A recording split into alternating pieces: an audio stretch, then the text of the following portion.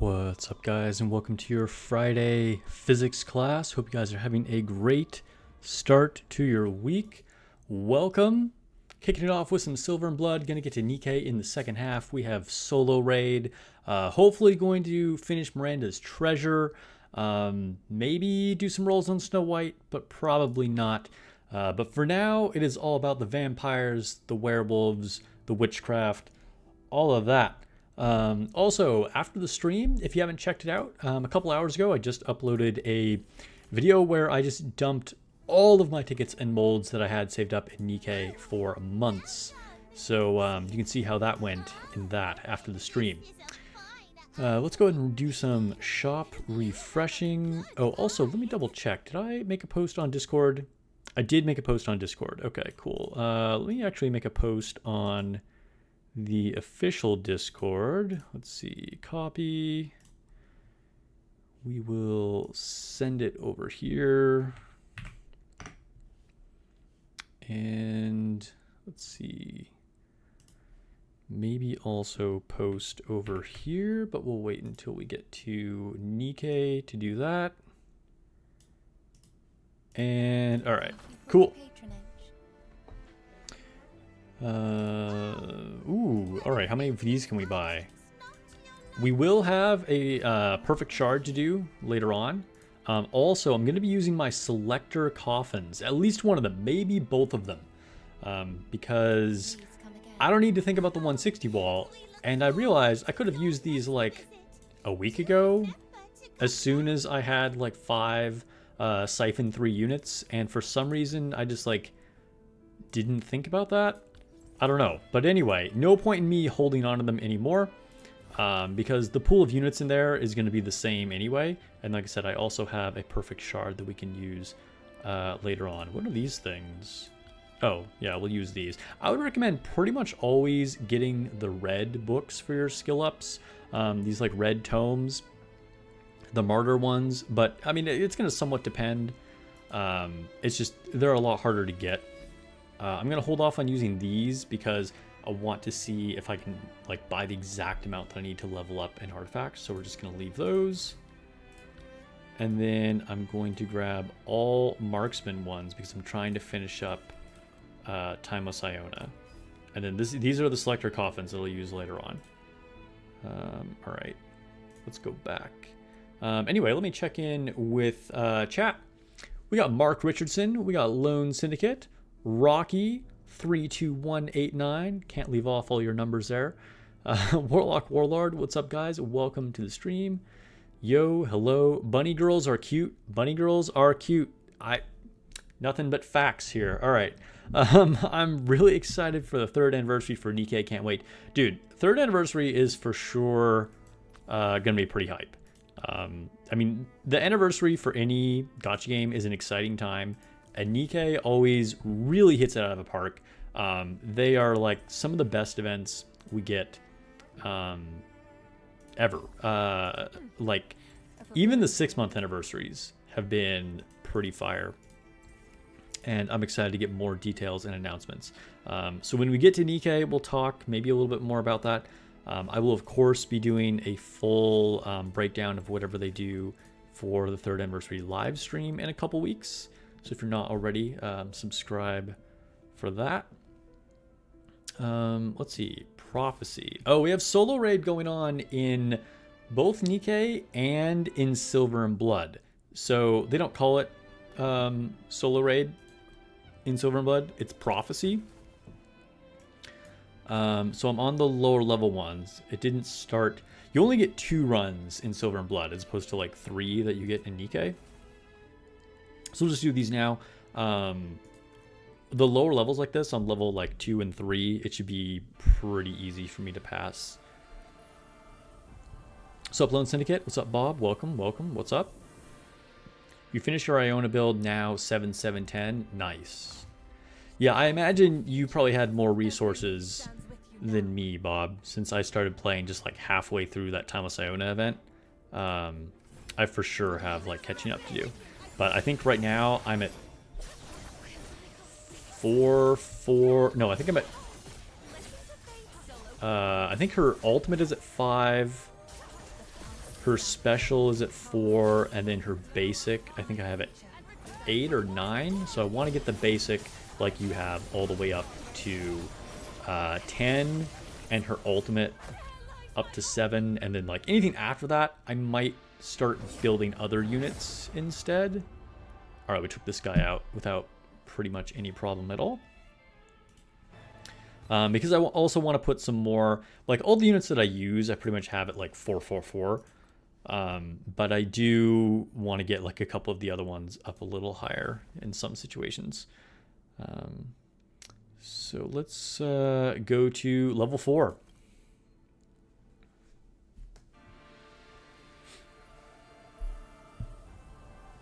The intro for this fight is pretty badass.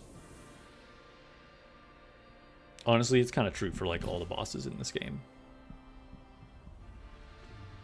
I still don't understand. There's no real lore reason given as to why he has the sword stuck in him. Like, they just thought it would be that much more badass and like scary looking, I guess. If they're like, yeah, what if we just had the sword stuck through his chest instead of using a sheath? He just like pulls it out of his own body. But I'm pretty sure there's no lore reason given for that. If you know that there actually is one, let me know, because I've always kind of wondered that. Also, this is kind of interesting. This fight doesn't have the same phases as the other fights with Clive. Because normally he starts out without using the sword, but in this one he immediately just like has the sword in his hand right away. Alright, there we go. Another easy victory.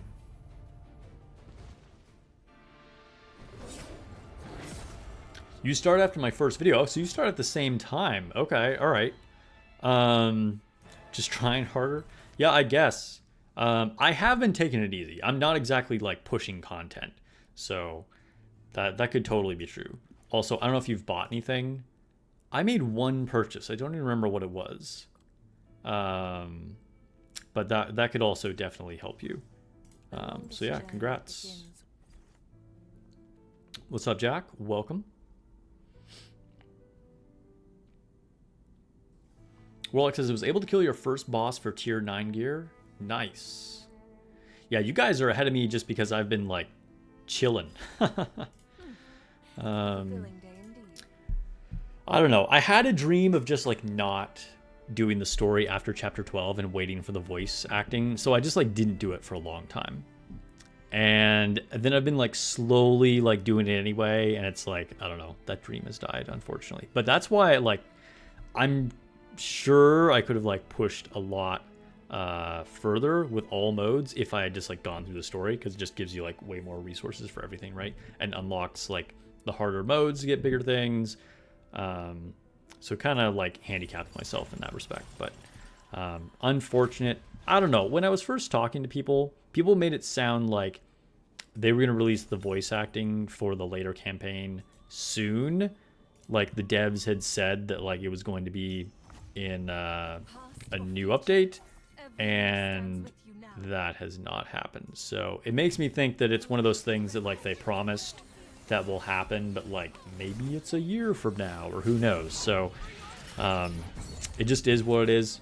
A little unfortunate, because I could have like pushed a lot sooner if I knew I was going to end up doing it before the voice acting came out anyway. But yeah, one day when they add it, then I'll have to go back and watch the story, because honestly I feel like one of the biggest strengths of this game is the voice acting. Like, the story is so solid and the voice acting is so good. It's I don't know, it's really like a big downside that they don't have the rest of the voice acting done yet. Because I think that's like a huge reason to play this game. And I mean, I don't want to like turn this into like a big negative thing, because I think it's still a great game and I want to play it. But I feel like, you know, sometimes games don't realize just how important having a good story and having voice acting is. Now, yes, I know there are people out there that just like skip story no matter what. But I think actually the majority of players, those that aren't like, you know, tryhards trying to do the like most meta min-max thing possible, like the majority of players that actually just like download a game on their phone because they're like, this looks kind of fun, totally care about the story. And that's going to be like more players than anybody that is like trying to be competitive or watching YouTube or whatever. Like, it's just way more people. And I think when games skip out on that, it for sure hurts them. Because nowadays people don't have like the patience to read a bunch of text. And then if there's like no story or a trash story, it's even worse, right? Because people will play for like a couple months and then they'll just get tired of it because there's nothing like motivating them, you know? Whereas if there's an interesting story with good voice acting, people like get more invested in the world. They want to know what happens with the characters, and they'll just like keep playing, you know? It's like reading a good book or listening to like, you know, a series, watching something on Netflix. You know, you're just gonna like you're invested in that. It's the same kind of thing, you know? So anyway, they need to release that ASAP, because it's so good in this game, and so it's just like disappointing that it's not finished. Okay, let's go to Cosmic Singularity.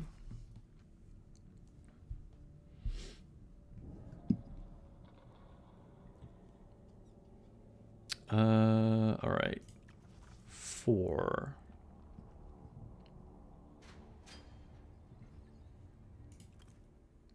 It'll happen soon, just like Nikke's Champion Arena and Surface content. I mean, yeah.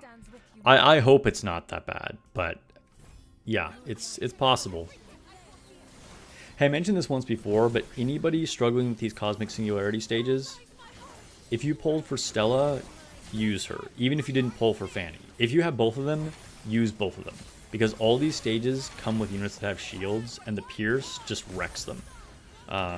So definitely that'll make a big difference. You might think you have like an OP team, but without Pierce, it's really hard to break through.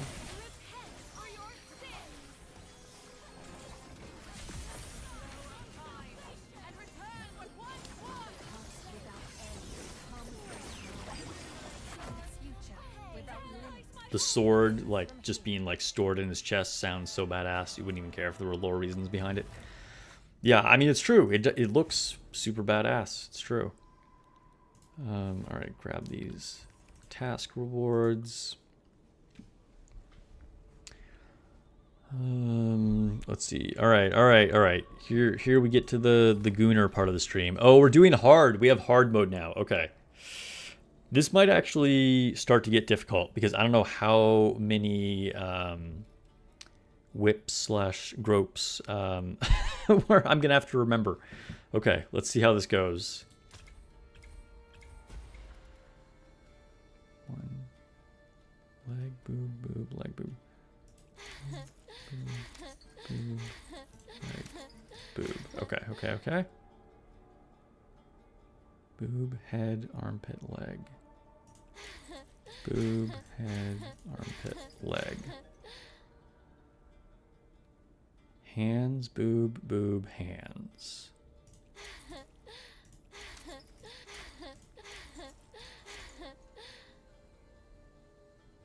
Hands, armpit. Hands, armpit.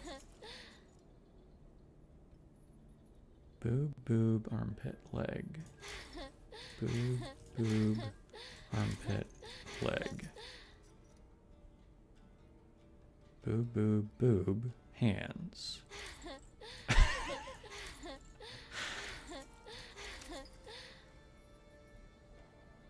Hands. Oh, okay.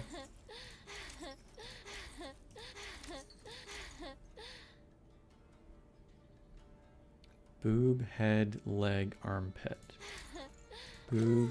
Oh no! No! Oh man, I was doing perfect, and at the very end, I messed up. Okay.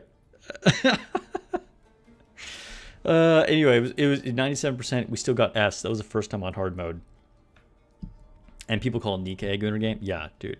You imagine a rando just like pops into my stream at this moment, and I'm over here just like naming body parts as I'm tapping this chained up vampire girl. All right, kinky Dr. Seuss book, right here. It's part of the game, guys. It's part of the game. All right, let's go back. The thing is, like, this game, I mean, it has attractive characters, but like honestly, I wouldn't really call it that much of a Gooner game. And then this event just like suddenly turned it up to 11. They were like, all right, Goon harder, everybody. Let's grab stuff from this and go to the shop. All right, grab the last of our red scrolls and then start getting these white scrolls.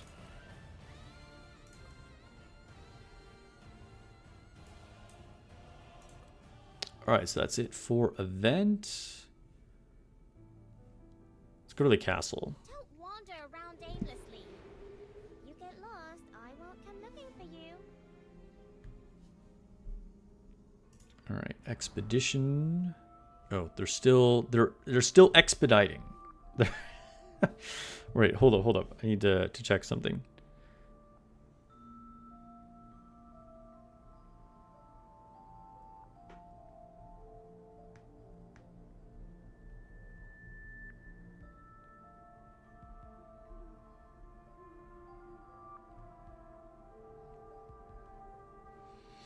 All right, sorry, I had to answer a text really quick. Okay, so council chamber. Shift up needs to take note. Never thought you could make a game of Simon Says So Spicy. Yeah, that's yeah. Hopefully do better in revenue this month. I mean, I didn't look at how they did in September, but generally it's been very good in revenue. It's been better than some pretty well-known games. It's been like in the top 20 or so gotchas. At least it was for the previous 2 months before September. Why was the September revenue bad?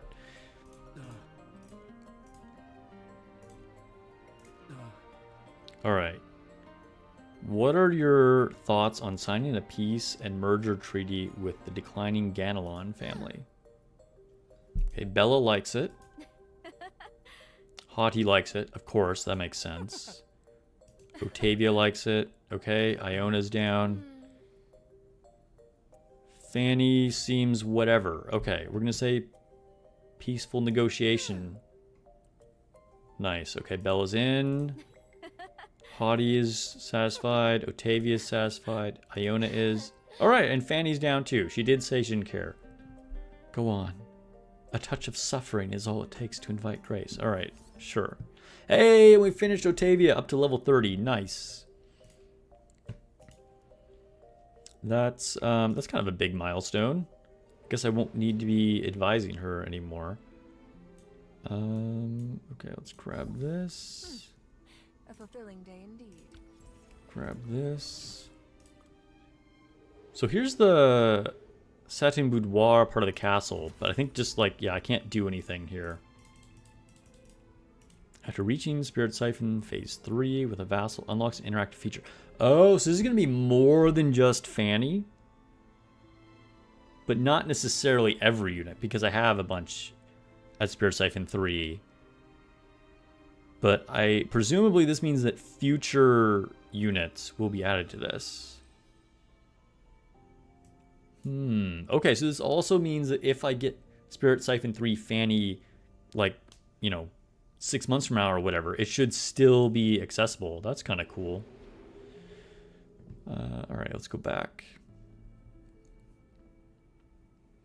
Are you aware you get max gear and skill books after 15-18? Yes, because you can see it in the Tomb of the Fallen. It unlocks here, 15-8. I'm getting close. Yesterday, I started Chapter 15. I think I did the first like couple stages. Okay, so let's go to Otavia. Let the wicked die as they deserve, and the good meet their end with grace. Wait, that's not what I want. Parlor. I'm pretty sure. Yeah, so this is completely maxed. Because if I give, yeah, okay. At 69, nice, okay. So Otavia's finished. Very cool. All right, I'm gonna give. We'll wait on her. We'll wait on her actually. Let's see, who should I level more? How about Stella? Otherwise, I'm gonna forget that I can level her since she's at 10. Go banquet. Stirring within me. Is this what it means to have companions? Sudden Bed Inedible says Master Sparks, has addicted me to Vampire Nikke. Just finished chapter 7. Your first SSR was Van Helsing. Nice! Well, welcome to Silver and Blood. It's a great game. Glad you're enjoying it. And Van Helsing is a big win. Congrats. Ancestor and Summer units go to level 40. Yeah, I assumed it's like the same as Nikke. I don't have any Ancestors that can get to Siphon 40 yet because I only have a single copy of each, and then I have My wish is simple. Spirit Siphon 2 on Iona. So I mean, we're still just like not even there to be able to get to 40. But yeah. Okay. Hopefully later on you can get to chapter 35 on Nikke. Your Cinco is 325. Honestly, I have no memory, or considering like new like nerfs and updates they do, what level you should be on chapter level 35, but good luck. I hope you get there too. Okay, let's go to the Lost Courtyard. And yeah, I guess we'll just do our runs here on this.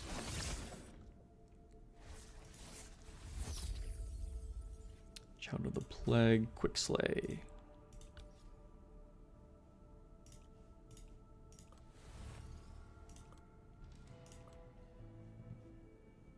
And grab this. A fulfilling day. Get some moon blessings.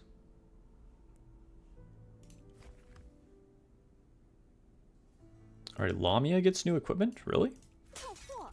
You don't look like much at all. Oh yeah, I guess she doesn't have tier 8 yet. And then Van Helsing gets something too.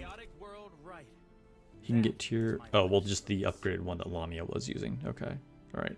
But actually, I don't like that. Let me remove that. Let me... Since it's a Bloodborne one, I should give it to a Bloodborne. Probably just Serene. Come on, let's play together. Don't worry, I won't There we break go. you. And then let's go back to Van Helsing. There we go. Obviously, I don't want to leave him with nothing. All right, Seth, what do you want? Okay, good. Church.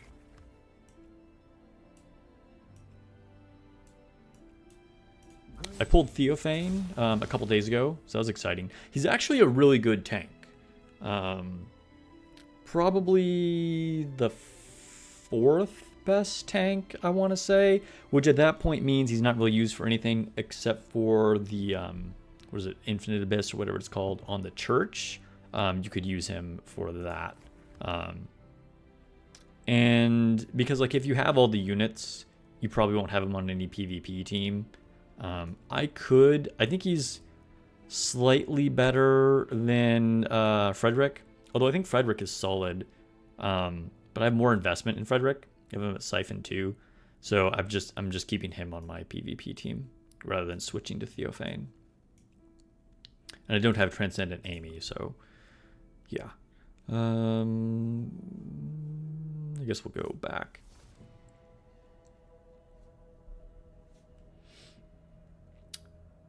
Jack says, Sparks is a higher level than I am and Nikke, and for you, level stop mattering at all for standard campaign. After 1.5 anniversary, we're completely out of touch with that expected difficulties. Yes, I mean, that's totally true, but like, Mark isn't necessarily a day one player, right? I have no idea like what level you're supposed to be at chapter 35. All right, let's see. Let's go to Infinite Abyss. We haven't talked about it. It is Bloodborne. You're a couple battles away from Mother Whale in Nikke. 160 is punishing you. Yep, it's called a wall for a reason. All right, let's move Lamia into the middle, I guess. We'll do. Oops, that's not what I want. There we go. Bella right there. All right.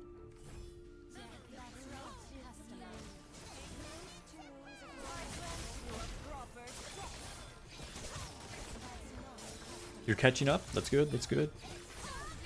Keep it up, Mark.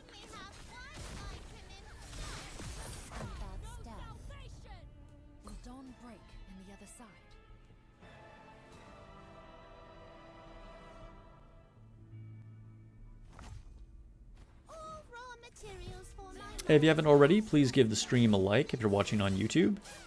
That would definitely help out the channel. If you're watching on Twitch, thanks for hanging out. Hopefully you've already followed. Did we overdo it? Did we overdo it? No such thing, Bella. No such thing.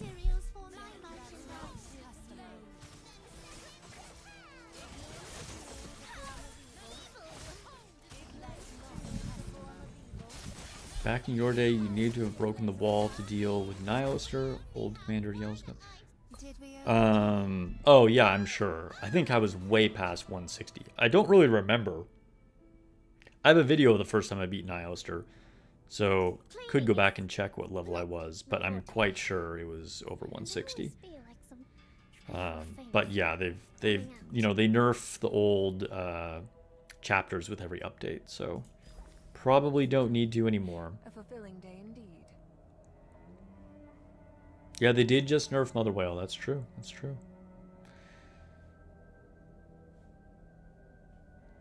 These young people, new commanders, they don't know how easy they have it. What can I collect here? How do I... Oh, down here. I can never remember like where I click on this. It says I have a reward and I'm like, where?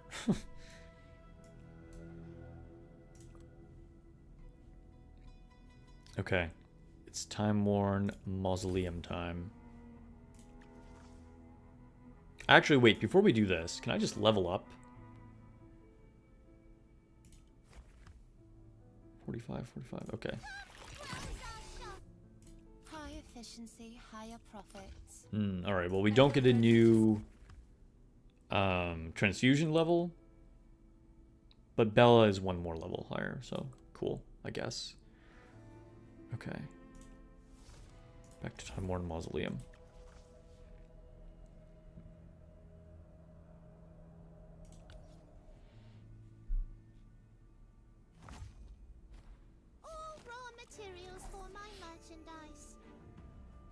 Ooh, okay, so this is one of the ones where we're facing in both directions. Alright, so we're gonna put Iona over here behind Bella. And then we'll move everyone back here. I think we'll move Iona back here too. Alright. I think... So we gotta like split in both directions, right? Having Bella to shield Timeless Iona is gonna be a must, and we just want to pull our other line back as far as we can. Right. These levels are tough. As a free-to-play commander, you're grateful to have it easy. I mean, that's fair. Okay, we will definitely take Iona's Blade. And we'll take the big... Ooh, I kind of want to take the Sulfur. I'm going to grab the Sulfur. Yes, being able to guarantee access to leaders is a huge buff.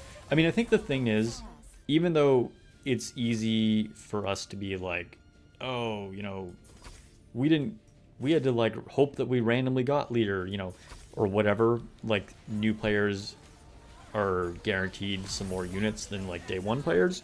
The thing is, there's so many units.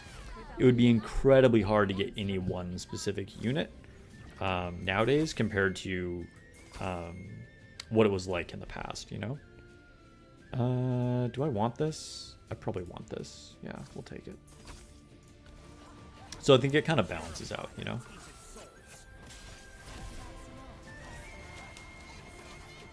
Oh, the first Nihilister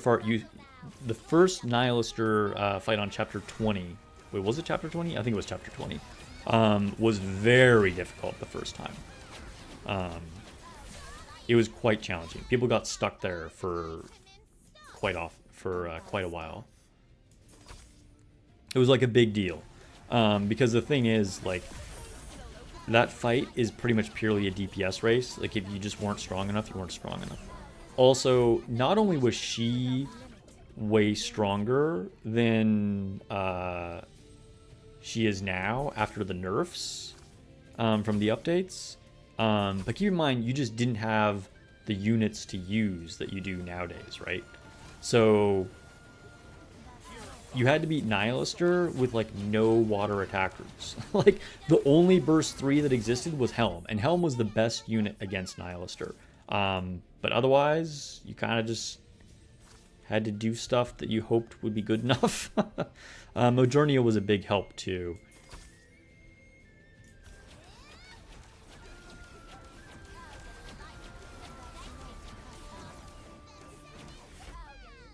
All right, ooh, sweet. All right, we just finished Iona's Dagger. That is a big win.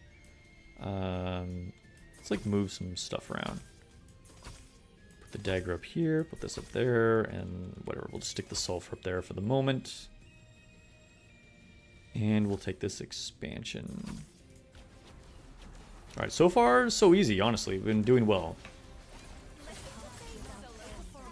Yeah, what Jack's saying about running out of time was a big concern. Because it was just, like I said, it was a DPS race. So even if you could survive through it, which was no guarantee, but even if you got strong enough to survive to the end of the fight, oftentimes you just reach the 3-minute time limit, and then you like wouldn't have been able to kill her.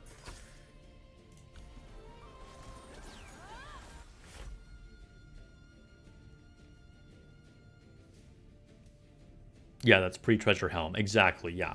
So, like, even though Helm was the best unit against Nihilister at that time, Helm wasn't nearly as good as she is now. So, I mean, Nihilister literally just had higher stats because she's been nerfed multiple times now. And you didn't have as many units to select from. And the units that you had weren't as good as they are now. So, it was just multiple layers to Nihilister being, like, way, way harder than she is now. Which I think is like, you know, again, all the older chapters get nerfed over time to help people catch up to get like onto the current story. So this is like not unique to Nihilister in that respect. But I will say what I think is that because Nihilister was so much of a DPS race, I think she's disproportionately even easier than other bosses that have been nerfed. I don't know if that makes sense.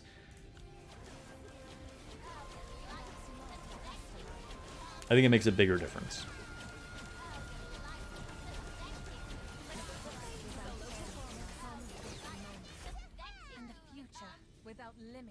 Biggest problem as a new player is no near units and no stellar blade units. Well, if we're being realistic, I'm gonna, like, people are gonna hate me for saying this, but, like, the near units are, like, not relevant. Like, you will still occasionally see places you can use them, but, you know, I get that, like, a lot of people are 2B fans or whatever, but, like, don't feel too bad about missing them. It's unfortunate if you just miss Stellar Blade, because that was recent. That wasn't that long ago, and they are still quite very strong. quite very strong. I don't know. I'm trying to learn how to speak English, I guess. Okay, let's put this here and the meteors here. Yeah, whatever. I kind of have a lot of space here.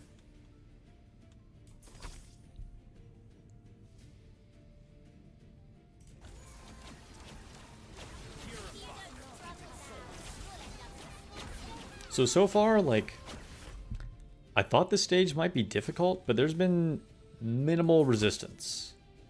We're kind of crushing it. I mean, admittedly, you know, we're not done yet.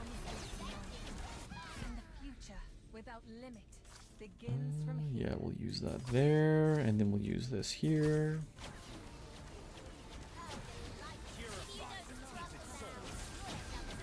Already Eva's core 5, nice.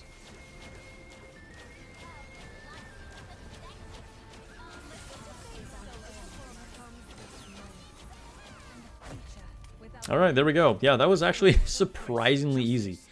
What chance do evil and intrigue stand?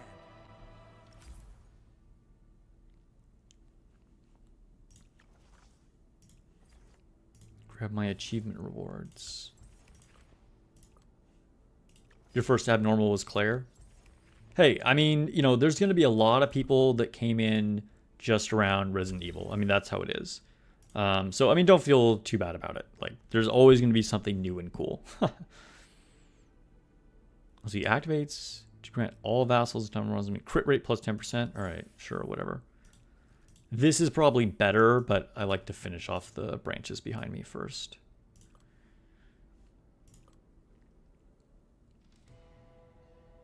Okay, so just Blood Arena pretty much is left, I guess.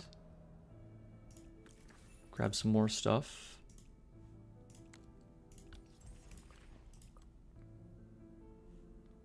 Okay, chat. Who should I be using my selector coffins on? Because it's about to happen. I'll have to do an extra sermon. Okay, hold up. Collect extra sermon. Yes.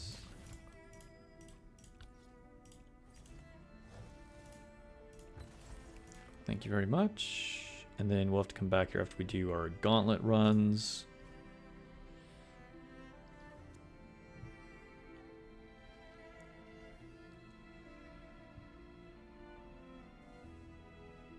Can I level anybody more? Piera? No. Okay. I will level equipment slightly.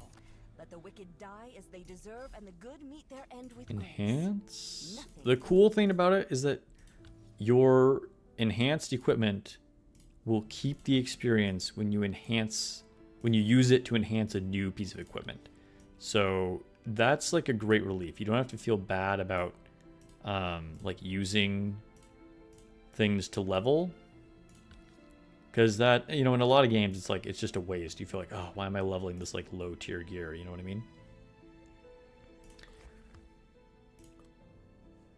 Okay. Okay, so if we go to Embrace, I'm so tempted to pull for Genevieve. I think she looks really cool. Her kit looks good, and I think you can make a pretty spicy summoning team with her. I think she's really cool. I was doing her in the, like, where you can try out the new units thing, and she seems quite good. And I like her design. Like, she's a good looking unit, like with the chest motif and like the long stockings, the red hair. Like, I don't know. I'm kind of a big fan of Genevieve, but we're going to get her for free for completing missions. So I'm trying to tell myself, be patient. Don't pull for her.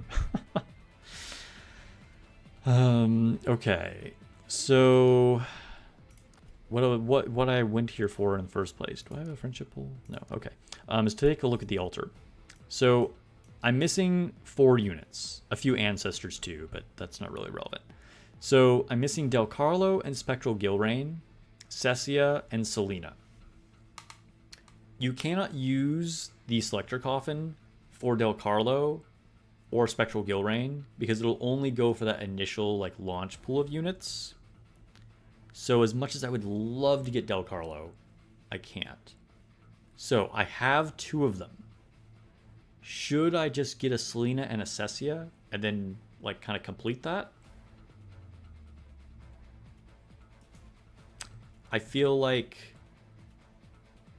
maybe, but before I do that, I have 2 multis that I can do here. So I think I'm going to use these 2 multis. If I get super lucky, then that could potentially dictate what I use my selector coffins on. So let's start this off. All right, no SSR on this one.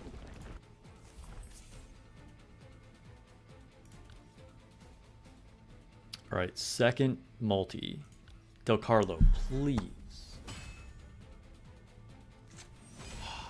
All right, all right. So nothing there, unfortunate, but it's okay. I think that makes my decision easy.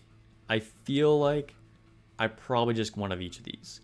Alternatively, I mean, I could get like a copy of Van Helsing and Lamia or something like that, but I think I just want to get all the units. Particularly Cessia is one that I want.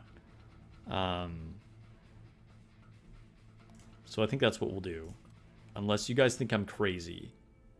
What do you think? What do you think, chat? Let me open some of these things. Good to know you can focus your polls on Fanny. Yeah. Yeah. About getting the free Genevieve. Yeah, because if you go to... Oops. The Love and Lust...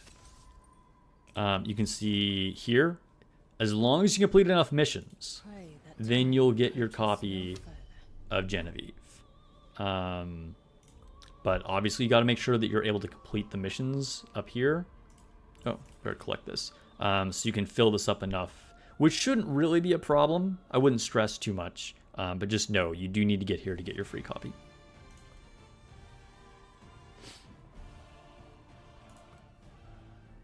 You just got Cessia and Spectral Gilrain last night. Still got to learn about Silver and Blood units, though. Oh, all right. I mean, hey, good for you. I have videos on the best SSRs, so definitely check that out. But TLDR, I mean, there's a lot of good units in this game. Like, there's very few that are, like, not really good at all. Unfortunately, Amy isn't super great.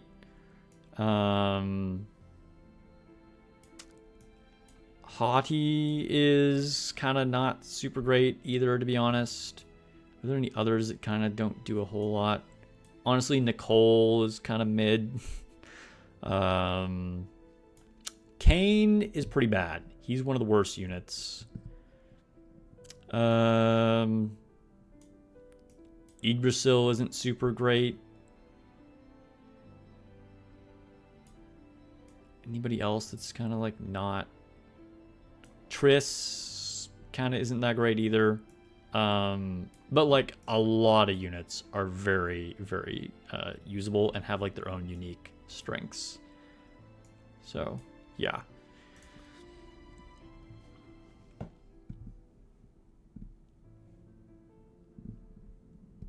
You would get double acapella and put her on your main team.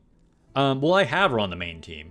But like, do you think like are copies for acapella like actually that important?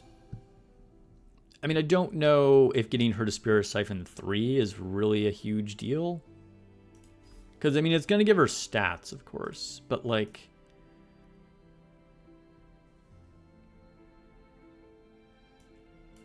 I'm trying to think if there's anything that, like, directly scales off of her. I mean, okay. She heals based off her max HP, so more stats would help with that.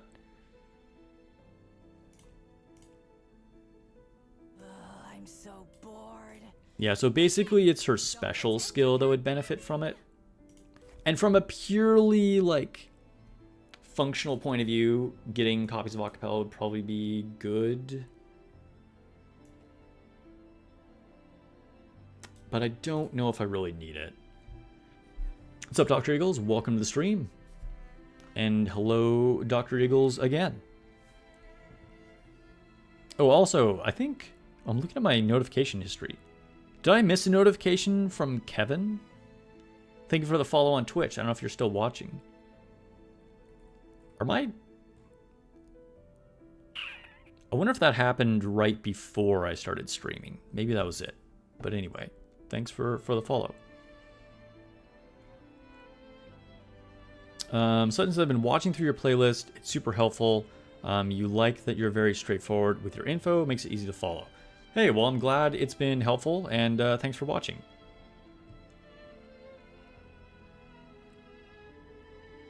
All right, so I think I'm just gonna use the rare shard first. Okay, I mean obviously, because then that could affect things. And then I'm gonna use the coffins. So let's open these.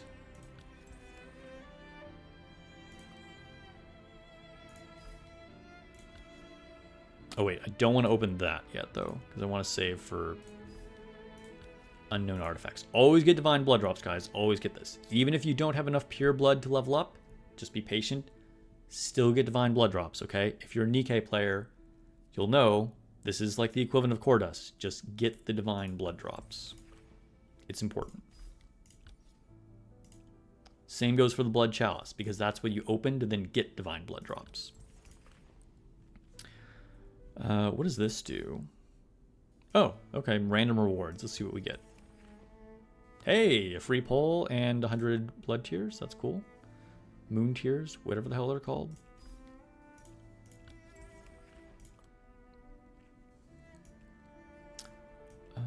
Okay. All right. So, Del Carlo would be amazing. Or Spectral Gilrain. Okay. Also, Cessia would be cool too.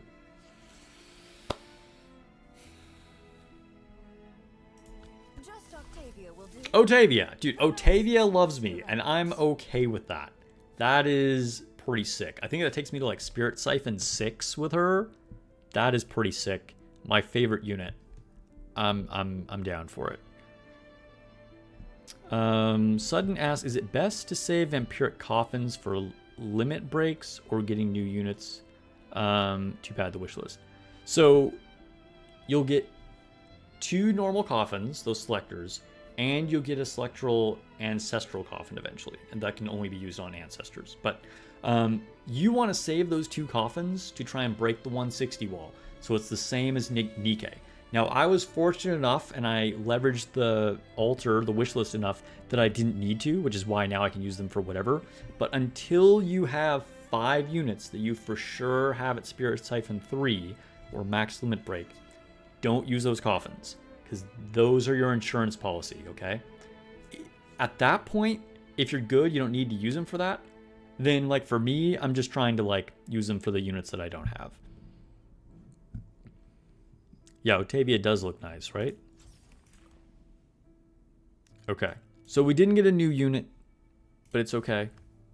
There we go. Yeah, Spirit Siphon 6 for Otavia.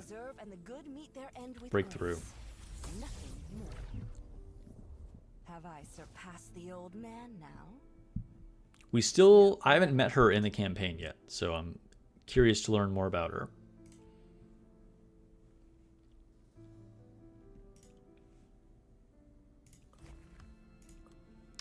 Alright, it wants me to buy stuff.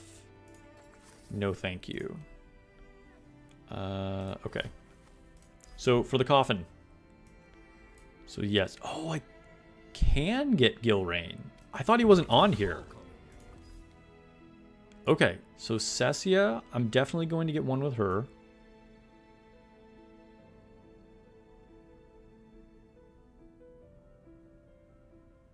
I could get Selena.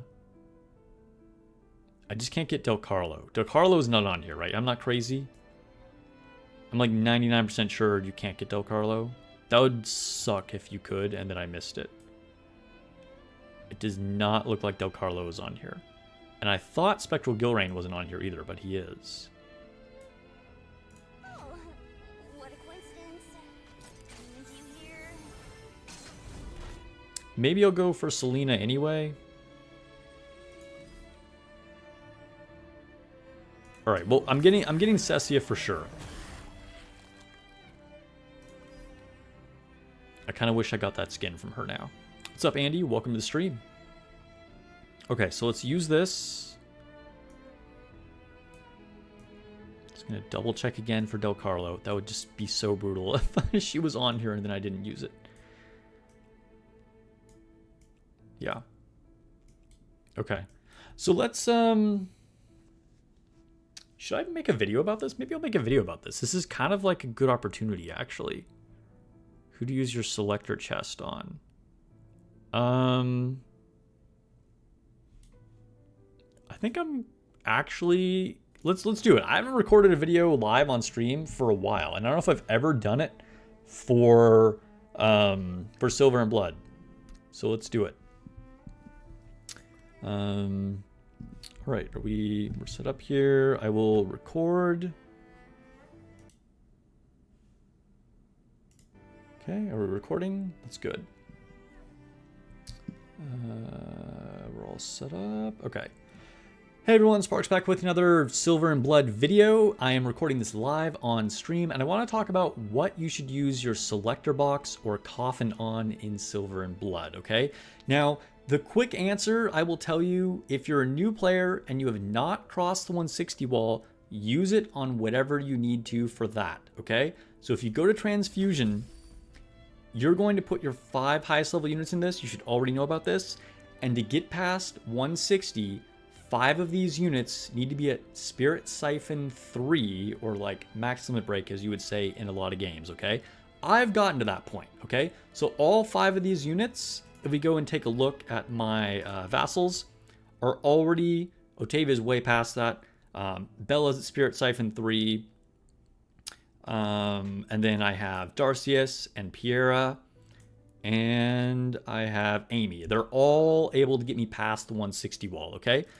Until you have guaranteed yourself that factor, just keep your coffins in your box. Don't use them, because these are your insurance policy. I was just giving someone advice on this in chat while streaming right now, okay? So that is the quick answer. If you haven't passed the 160 wall yet, save them to be able to break through that. Use it for the copies that you're going to need for that, okay?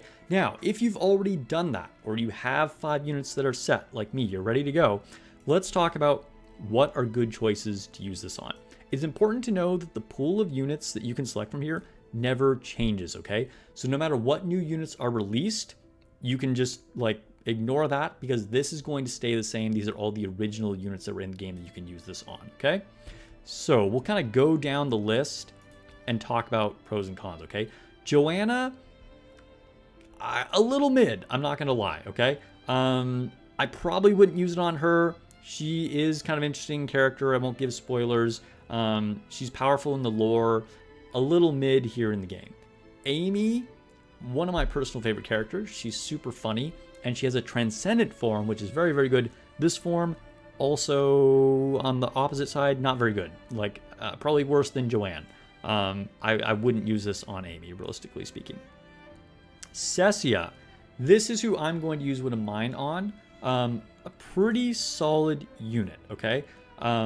I would recommend that probably a lot of people could use this on Cessia, but we'll come back in a little bit to kind of like give a definitive answer on these. Bella, realistically, probably the best unit on this list that you could use her on. I don't think there's anybody that you could use. Well, maybe Acapella. There are a couple on here, but Bella is a very good unit. The thing is, again, if you're not using this to break through the 160 wall, everybody gets a free Bella. Don't use it just to get another copy of Bella. So even though Bella is very, very good, don't go there. Kane, the internet has pretty universally decided is trash. Don't use it on Kane. Agaris, similar to Joanne, also kind of mid. Probably wouldn't recommend using it on Agaris. Gilrain. Gilrain is, I forget what they're called. The like rush units, assassins, the ones that will like immediately travel forward when you start the battle. Those can be useful, and Gilrain is one of the best of those type of units. So Gilrain, I think, is a candidate. He's still like kind of mid. He's not like super high on a lot of tier lists that I've seen, but he is a solid unit, and again, probably the best of that type of unit of the assassins that will rush forward. Now, another one just like that is Haughty, the same kind of functionality, but worse. I think Gilrain is just a better version. So you could consider using it on Gilrain. Haughty, probably not so much, even though I do like her. I can't honestly recommend her. Spectral Gilrain, this is the same character actually. Spectral Gilrain, pretty good, pretty good. He's one of those units that will like teleport to the back and then just like start attacking enemies like behind the lines. In a way, this can almost be just like a better version of like the assassins that rush forward. Depends on the exact situation. Spectral Gilrain, I would say a month ago, maybe would be a solid recommendation. He can be good in PvP, has his uses. The thing is, we recently got Stella, and I think Stella just kind of outclasses him in every way. So maybe if you don't have Stella, consider Spectral Gilrain. Spectral Gilrain can actually be quite good, primarily for PvP. But again, if you have Stella, it's probably just going to be like not as useful. You know what I mean? Mass also functions in the same way. Another personal favorite unit of mine. She has a self-destruct skill that will do massive damage to one unit. Pretty cool. Also can be kind of good in PvP. But realistically, not super good. Although I've just had fun doing some like different things. Just playing around with her. I'm a fan, but I can't recommend you actually use it. Ressa, another DPS that's just kind of mid. Another unit that I'm also a fan of. I like her design. Interesting story, but probably don't want to use it on her. Darcius, a very solid unit. Darcius is cool. She is a Crescent Moon and pairs extremely well with Transcendent Haughty. She is a melee damage dealer, which a lot of your better units are going to be magic dealers. So Darcius kind of like fills a niche. Really solid, honestly. This is a potential use. She's not like the best unit ever, but I think realistically might be one of the ones that makes it into various compositions more often than a lot of these. Frederick, a solid tank. If you still need a tank, maybe for arena. Again, everybody's going to have Bella, but there are definitely better tanks out there like Quinn, but he's solid. So maybe if you're still looking for like a third tank for your PvP teams, potentially. Theophane, same story. I would say even a slightly better tank than Frederick. Again, there are even better ones out there like Quinn, Bella, Transcendent Amy. So good, but really only if you like really need a tank. Acapella, probably the best unit, okay? If you don't have Acapella, use it on Acapella. In fact, some people recommend using your selector Coffin for Acapella even before you break the 160 wall. That's how good Acapella is. Probably the best support in the game. She heals, she buffs. Probably the best Crescent Moon. She's just super, super good. So if you don't have Acapella, this is the answer. Use it on Acapella. I would still hold off on this until, again, you've broken the 160 wall. But Acapella is the best choice on here. So if you don't have Acapella, get Acapella. Piera, a cool unit. She fits onto the summoning team, and I think the summoning team is getting like even better, especially with just getting Genevieve. Particularly if you also have Transcendent Noah, you can make a really strong summoning team, and Piera is super synergistic and is going to be like very good on that team. On her own, not a very good unit, okay? She's specifically for a very synergistic summoning team. So if you're building that, Piera could be a good choice. Starry-Eyed Iona. Another unit that might be like kind of rivaling Acapella for best unit on here. She provides shields, really, really good. One of the best new moons in the game. If you don't have Starry-Eyed Iona, this is again a very, very strong choice for you to choose. You're going to have two of these in the game. So if you don't have either one of them, potentially your choices are going to be Acapella and Starry-Eyed Iona, and then you're set. They're probably your two strongest options on here. Adina, a solid healer, pretty good. But I think the fact that everybody, of course, has SR Iona. Adina is basically just like a slightly better version than Iona, but Iona is pretty good. So you might not really need her. And then, you know, we have a lot of other like really strong healers and supports as well, such as like Starry-Eyed Iona and Acapella. So Adina, you know, probably realistically you're not really going to choose. Nicole, great design. She's an ice skater. She's cool. I like her. She's another one of those like assassin units that rushes forward. Decent, but again, I think if you're going for one of those, realistically, you probably would want to be going for Gilrain if you need to fill that niche. Thibault, a strong unit, and one that I have not personally experimented a lot with, but is actually pretty dang good. I think it's unlikely with some of the units that we've already discussed that you're actually going to use your Selector Coffin on Thibault, but a pretty strong unit, and someone that you may want to consider if you don't have her yet and you have some of the other units we've already talked about. Triss, on the other hand, not a very good unit. I probably wouldn't get her. Selena, I have no personal use, but I haven't really seen her do anything that great. Is not like super high on a lot of tier lists. Probably wouldn't use it on her. Then Helsing. All right, so this is the third unit that is probably like your top three, okay? So again, Acapella, then Starry-Eyed Iona, and then Van Helsing might be the third best. Van Helsing is one of the best marksmen in the game and one of the best physical DPS units in the game, and just generally a good DPS. Before Timeless Iona came out, he was kind of considered the best DPS overall.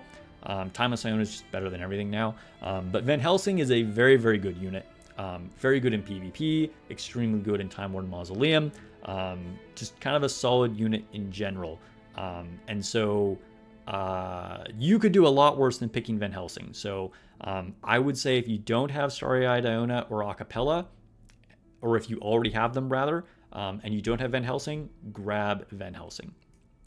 Otavia, a solid option, my personal favorite unit. She's not like the best, like again, Van Helsing, probably going to be better. Otavia is sort of unique in that she is a magic damage dealing melee unit, and she can also heal herself. So she'll absorb part of the damage she does. There are some situations where she can just solo things because she's actually healing for more damage than she's taking. It's kind of nuts. But I don't want to overstate how good she is. You know, realistically, I think there are better options on here, but is very solid. I would say she's kind of like the second tier of units you might want to consider if you have some of the other really OP ones that we talked about. Yggdrasil, a tank. I mean, you know, a tank is going to tank. There isn't like a huge spread amongst these, to be honest. But it's just, again, everybody has Bella. Bella's going to be better, and there's just better tanks that you can use. Yggdrasil, not super great. Augustine is a very unique unit. Augustine has one of these abilities that he will start by grabbing a unit and pulling them in, okay? As far as I know, I think he's the only one that does this. Comment below if you know if there's another unit that does this. I can't think of any off the top of my head. This can be really handy in specific situations where you need to grab a unit. So maybe there's like a caster that you just cannot get through because they have too many things in front, and you're trying to push campaign, and Augustine can grab them forward, and then you're going to take them out. Or maybe in PvP, you want to grab their Timeless Iona or whatever and pull her forward and take her out. Or maybe there's like those stages where you need to defend an ally or something, and you can grab a unit that's attacking them and pull them out. So Augustine, pretty cool, useful unit. Probably not what you want to choose from here just because of some of the other amazing units we've talked about, but he is a possibility. So quick review. I know this video is getting a little bit long. I would say your best options are definitely going to be Acapella number 1, number 2 Starry-Eyed Iona, and then number 3 is going to be Van Helsing. After that, I would say it kind of drops off, but I would say your tier kind of 2 options, if you're already set on those, are going to be Cessia, as well as maybe Gilrain or Spectral Gilrain. but I think I might be being generous on those. Darcius definitely is in that tier 2 discussion. Piera, if you're trying to build the summoning team and don't have her. And then Otavia and Augustine. So those are my recommendations. Let me know what you guys think. And again, I can't stress this enough. Just save them if you haven't passed the 160 wall and have 5 that are at least Spirit Siphon 3 already. All right, thanks for watching, guys. I have a link to my Discord in the description below. We have a community that talks about Silver and Blood, as well as Nikke and a bunch of other gacha games. Also a link to my Twitch channel and some other videos that you might be interested in. All right, catch you guys in the next video or stream. All right, that is a wrap on that video. And I will upload that later tonight or tomorrow or something. Andy, yes, I do have Van Helsing. All right, so let's use it. And we're going to use it on Cessia. Is possessing a heart something to rejoice over? Dude, her skin looks so good. I wonder if I should have gotten it, even though I didn't have her yet. Little bit of regrets. I don't know. Cessia is pretty cool. Let's take a look at her. A fulfilling day indeed. Oh yeah, we'll use her as the portrait since I don't have her. Since I just got her, I mean.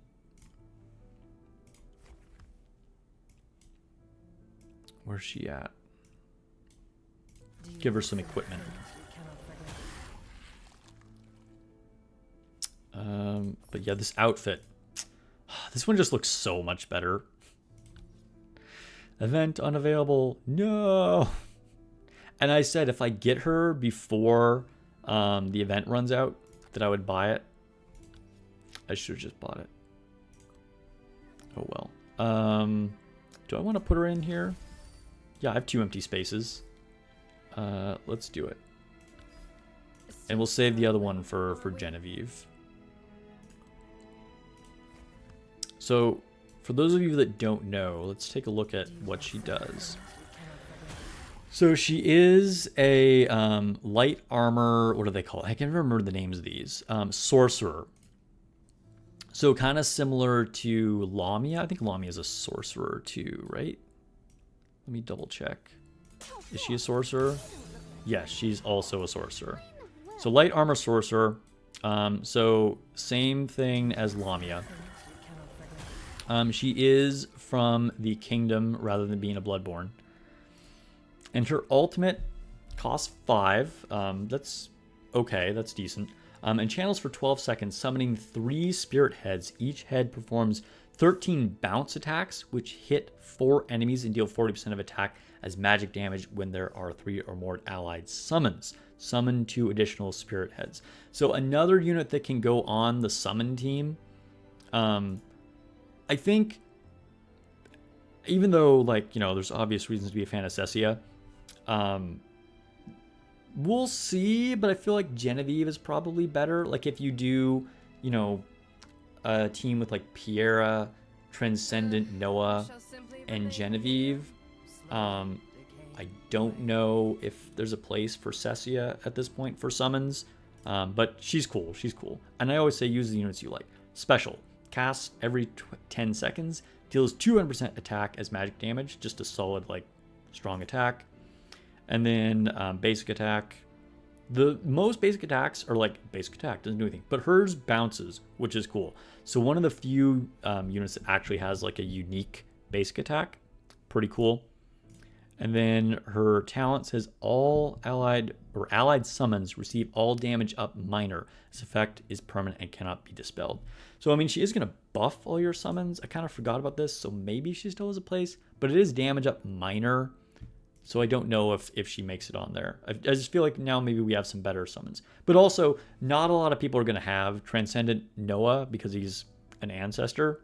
So, there could be a space for her anyway if you're missing someone, you know.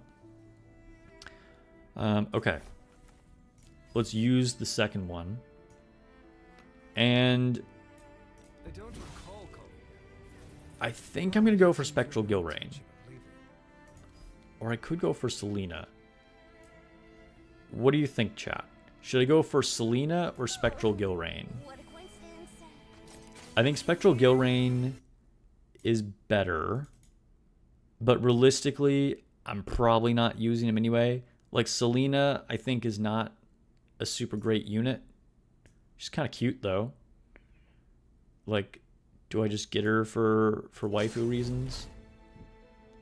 Like, if I was like, yeah, Gilrain's going on my PvP team, I think I'd go for him. For sure. But I don't think he actually makes it. So I think I'm going to grab Selena.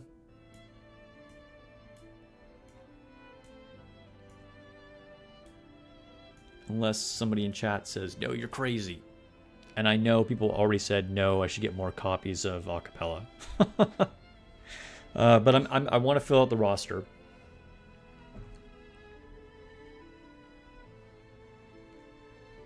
Andy has Cessia Core 3 and Van Helsing Core 4. Nice. Alright. I'm getting Selena. First hydrate, though.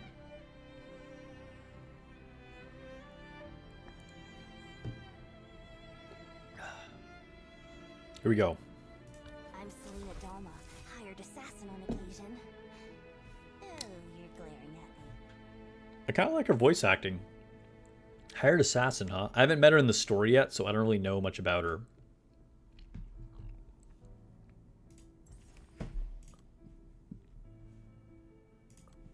We'll give her some equipment.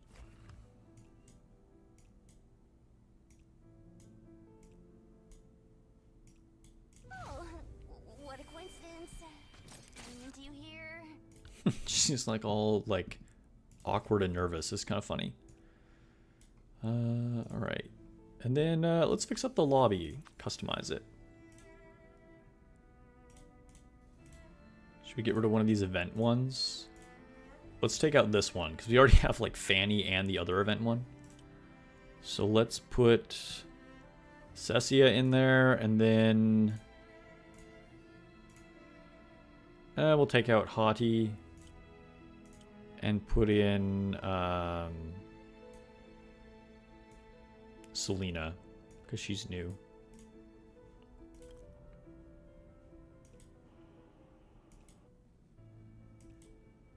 Mind the distance between us. Oh, I'm sorry. She did. I got too handsy for her. She's like, respect the bubble, okay, dude? My bad. See what Selena says. What do you think you're doing? Yo, they're all like, very okay. Maybe maybe these were the wrong girls to put in the lobby. I'll leave Cessia as the like. Let's see. What does Pavana say? Would you like me to help you fall asleep? Much more friendly. How about Fanny? I like the feel of your fingers. Okay, way opposite end of the spectrum. She's like, touch me more. Okay. Anyway, to the Lost Courtyard. So we'd have Arena. Oh, I think maybe I can finally get my expedition. Collect this. Yes. And then do the ritual chamber things. These are all my spoils of war. Impressive, right? Level all these up. Every now and then, by the way, make sure you go in and see if you can update this. Because look at this. I just got a bigger buff because now I have a better unit to put in there. So this is not going to auto-update even if you've already set your units in there. If you got more units that have more copies or whatever, check. You might need to update it. Did I check on this one? Okay. Because there's two components to this. There's the level of the upgrade and the actual Blood Covenant itself.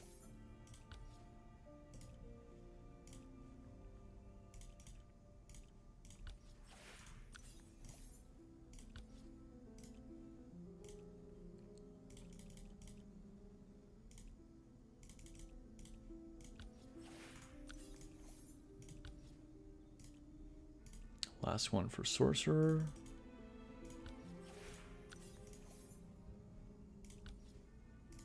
Okay.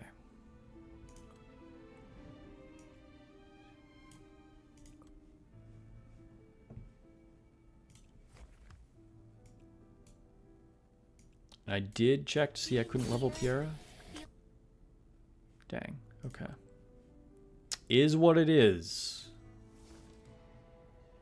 So 2 Blood Arena, and then after we finish these matches, we'll switch over to Nikke.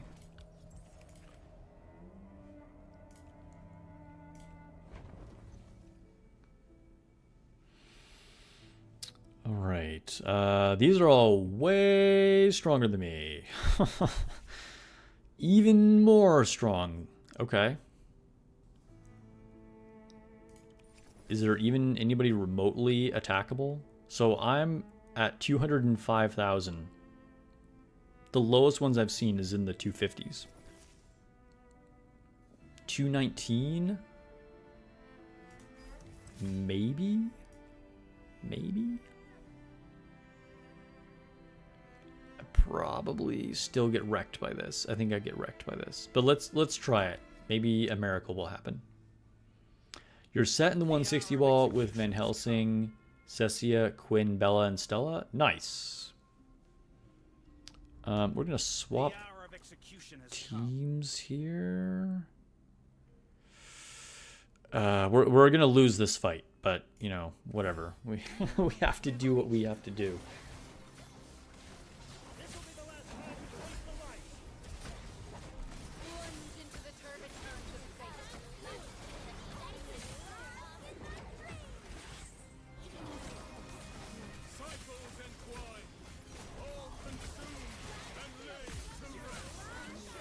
Nope, it's over. Alright. Okay, so this is the team that is going to be kind of pivotal. So we both are using Timeless Iona, and we're both using Acapella on this team. So yeah, this is going to be a tough one. I think I should have a slight edge here, but we'll see.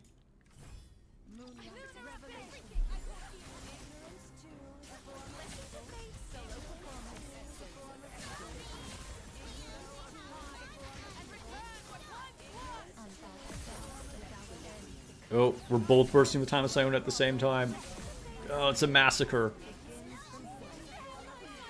Oh, I got it. Nice. Alright, so now this is one where I am at a pretty distinct disadvantage, but it's not completely hopeless. Like, I might be able to get a win here. We'll see. It's finally my turn. Trying to think. Can I rearrange these in a way that will help? I don't think so. Finally my turn.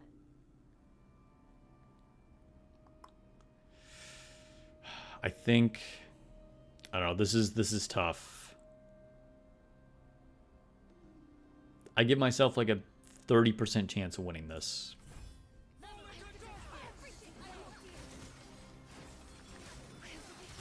Them having Quinn, they're so tanky. Stella's doing her best to kill Del Carlo. But Del Carlo's getting healed.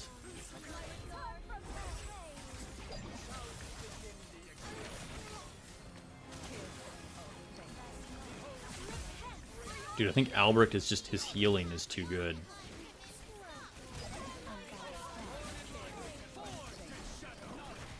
My Stella went down. Wait, did she? There's too much like lights all over the place. I can't tell what's happening.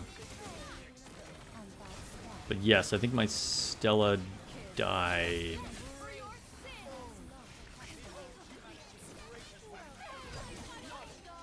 God, this is a really grindy match. Oh, we're getting beat down. I think it's over now.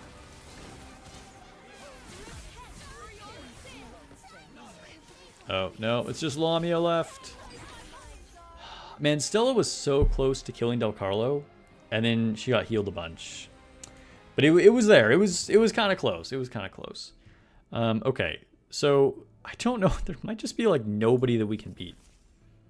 At rank 59, that might be just as good as I can do.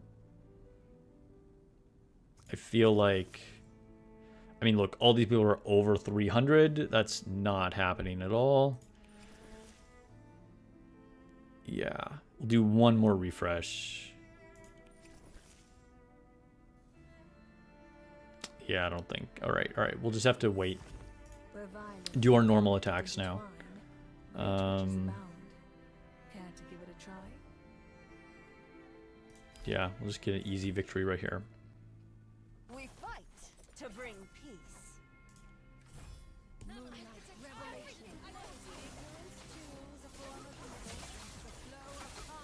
Hydrate, everybody.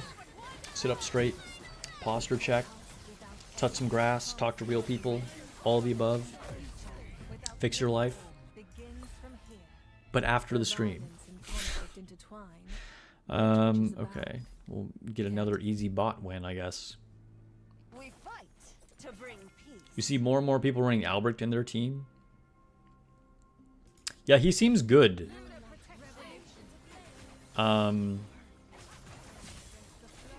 He does seem good. I played around with him like the first day I got him. And I don't know, maybe I should be adding him. Like, because he has both heals and debuffs. Wait, is that right? Maybe I have to read his kit again. I think he has debuffs. Heals and debuffs. He is a good unit. We fight to bring peace.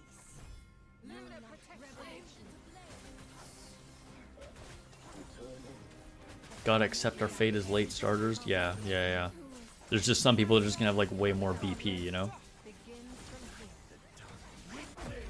The advent of flame. Where violence and conflict intertwine, great riches abound. Alright, I think this is our last attack. We fight to bring peace.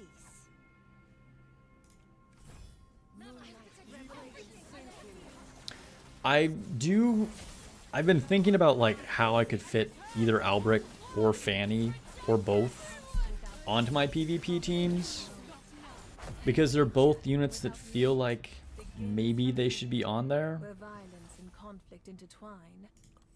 But oh, I have one more attack still. Okay. Oh, they have the summer skin for Iona. Dang, super jealous. It's kind of sad. Missed the summer stuff. I think, like, I started after the game was out for, like, 2.5 months, I think. And I think summer started, like, a month after they launched. So it was right there. Where violence and But sadly, it was over. Okay, that's all our attacks.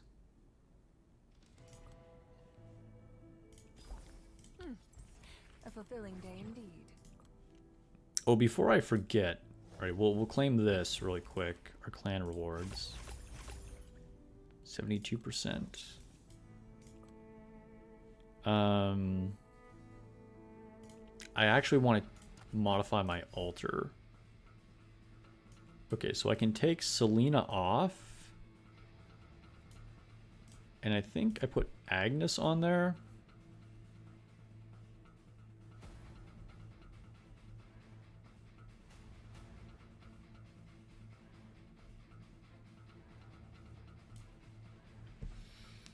Maybe I take Frederick off.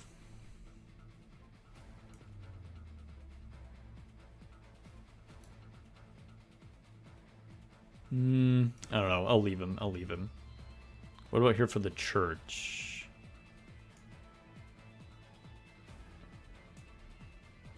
Honestly, maybe I take off Thibault and put on Theophane. Because eventually, if I can get more copies of Theophane, maybe I would use him instead of Frederick. And as good as Thibault is, I just don't think there's realistically a situation where I'm going to be needing her.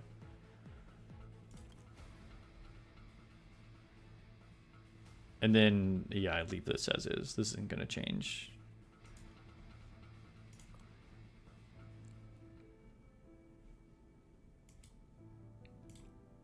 And just what do you think you're doing? Getting chastised again.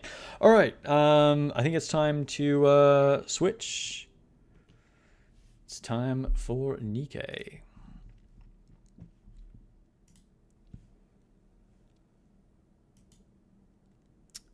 Let's see. Yes, launch. I'm getting hungry. Maybe I'll just grab some snacks. Yeah, you know what? While Nikke is loading, I'm gonna go grab like some peanuts or something. BRB.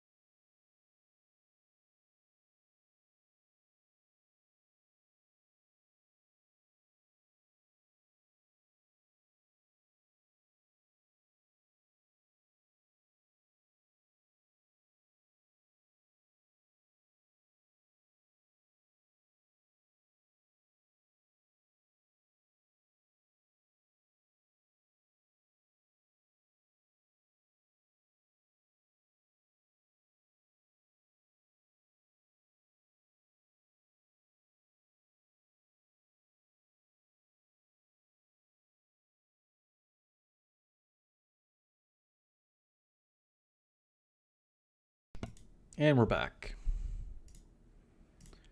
And let's go to...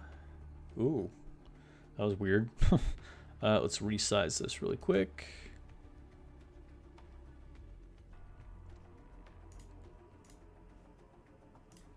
And it will change the stream information to show that I am playing Nikke.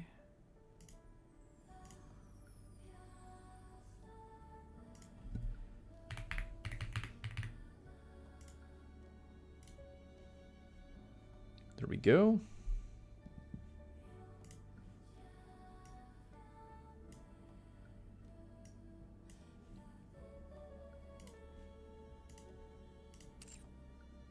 All right. Honey roasted peanuts. Just gonna pour them into my mouth.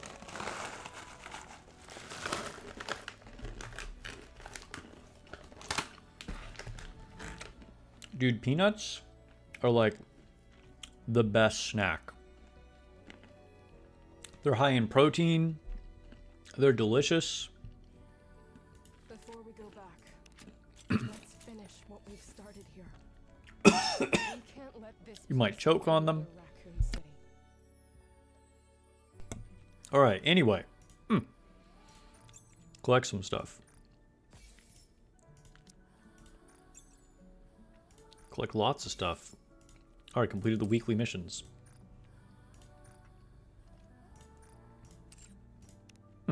Yeah, gotta look out for peanuts, man.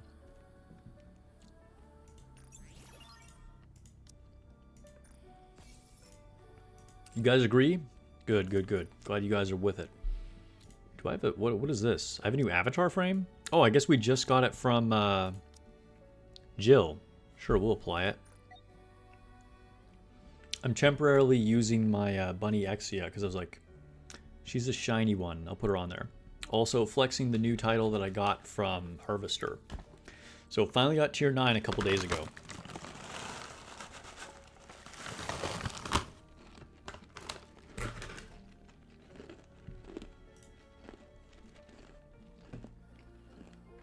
The key to a successful mission? Jill looks good in her free skin.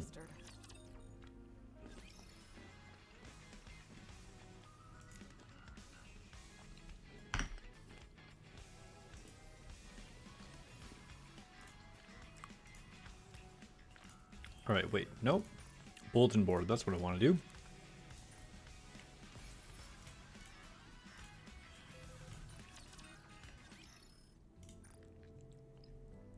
Okay.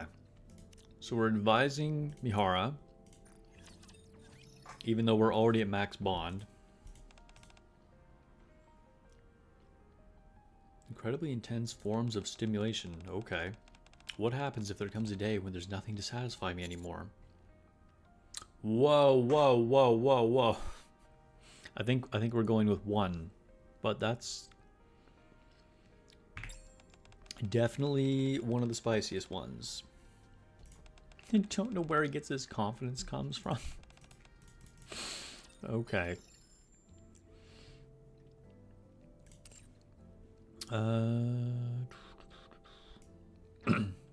Mana.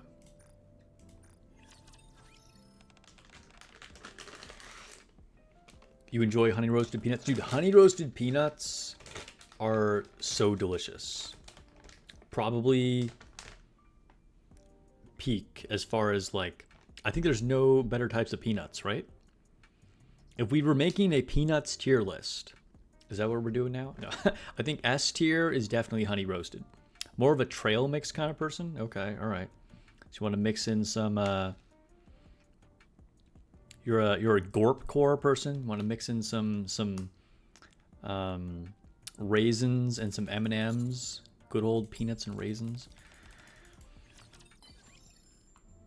I'm not gonna lie, trail mix is pretty good. I haven't actually had trail mix in a long time. Also got a bag of almonds just for some variety.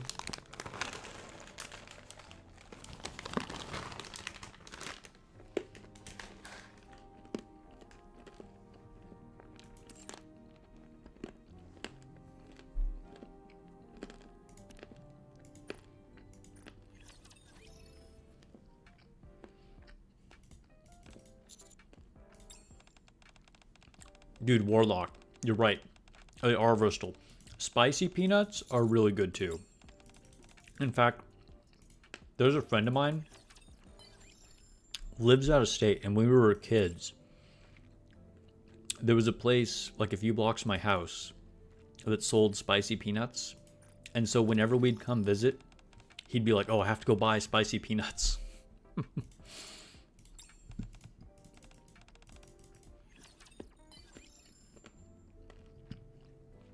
Yeah, Dr. Eagles, is that it? Maybe that'll be like the next members only video. Peanuts tier list.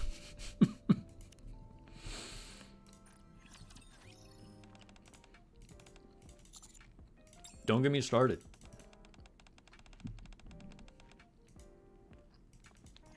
Saying you have Su Yen sounds more like an insult than reassurance. Yeah, I think that's a fair take.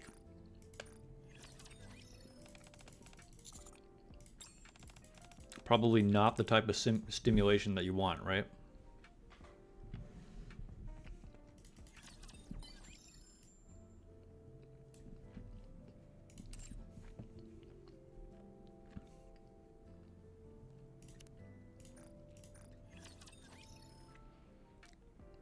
Have you ever noticed that Red Hood and Nihilister kind of look alike? Yeah, I've heard people make these theories before. I'm not going to say it's impossible, but if I was a betting person, I'm going to say they're not the same person. But it's definitely a possibility. It's been theorized a lot.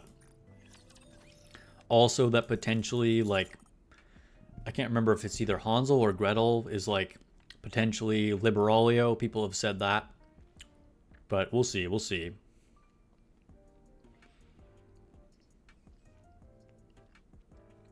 Lone Syndicate would watch it. All right, Peanuts tier list coming in. Members only video. Dude, what is this penguin just tweaking out in the background? What is happening with it? I never noticed. Its eyeballs are just like rolling around its head.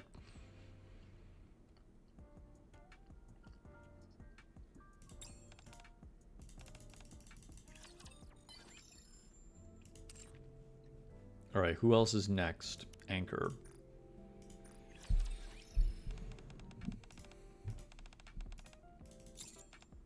Oops, I just clicked too fast. I upset her. We still ranked up though.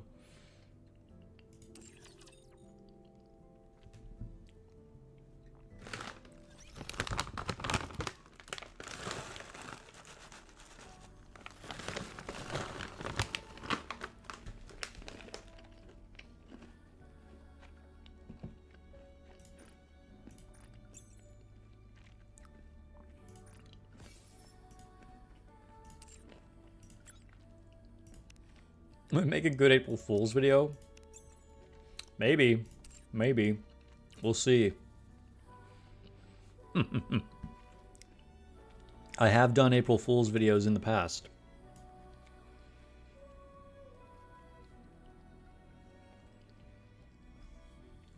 Yeah, Dr. Eagles says, given the lore we know about Red Hood, you don't see them as being the same.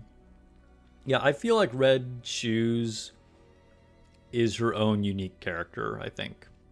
But who knows? Who knows? Before we go Crazy things have happened. let's finish what we've started here. We can't Maybe the Heretics took the Red Hood's body like they did to Modernia?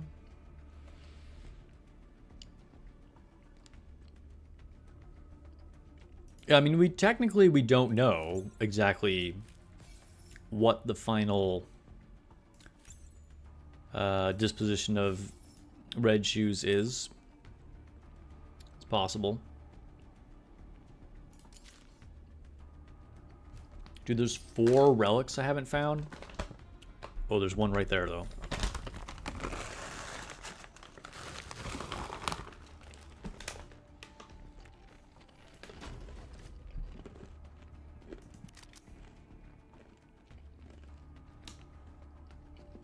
Whoa.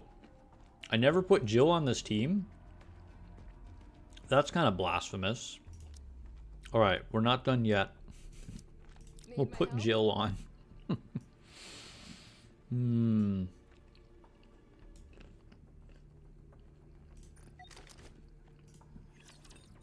I thought I had her on that team. Not that it makes any difference.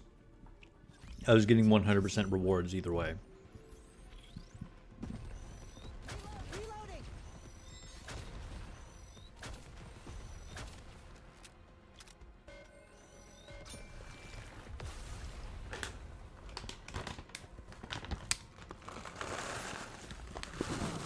How does it feel to be saved by a super cop?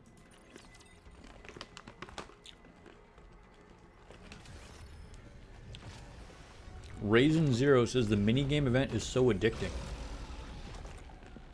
It is. It's a really good minigame.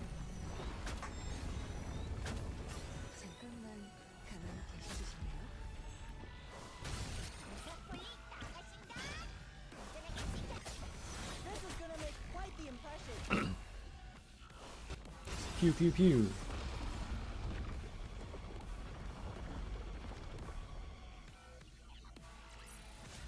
Not bad. Alright, epilogue time. Spoiler alert, if anybody cares. I don't think this is going to be big spoilers, but this is the end of the story. Alright, another job well done. Both the D-Wave and Neo virus incidents have been resolved. Is it really over? Yes, at least on the surface. I have a few questions. Feel free to ask. But as you're well aware, I can only answer within the limits of what we can disclose. I'm sure you understand. Understood. Well then, first about the D-Wave. Do you know why Gatekeeper woke up even though there was no battle? This is only my hunch, but I suspect the Gatekeeper may have awakened after experiencing a dream it found satisfying. Interesting. Or perhaps it was a nightmare. Like everything involving the Neovirus being resolved? Possibly. We'll likely get another chance to verify this during the next D-Wave event. Is that all you're curious about? One more thing. During the mission, we encountered a strange monster that was a fusion of Rapture and a Nikke. Has their identity been uncovered? Unfortunately, I'm not at liberty to discuss that. I see.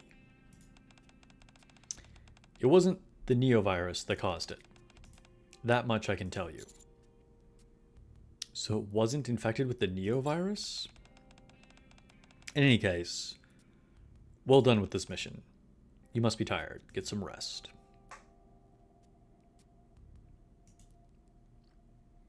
After submitting my report, I visit the infirmary for a checkup. All vitals are normal. So I can head back to the commander's room? Yes. There shouldn't be any issues. By the way, how's Diapara? I'm pretty sure I butchered that name. Since she was directly injected with the virus, we'll need to continue monitoring her. However, it's unlikely to affect her daily life. Thanks for the vaccine sample you provided. Research is progressing smoothly. Glad to hear it. What about the fluids from the Rapture's body? Are you analyzing that too? I'm sorry, but I'm not authorized to answer that. It's alright, I figured. I'll stop bothering you and head out. Oh, before you go, would you like to speak to Dipara? Deepara? Whatever her name is. I like her look, by the way. It's pretty cool. Are you feeling better? Yes, thanks to you. Like, I want her as a playable unit. Same kind of like vibes as Sin. Query was here only a moment ago. You just missed her. She was? She said she'll keep stopping by from time to time. She's probably just looking out for me. Especially after everything that's happened.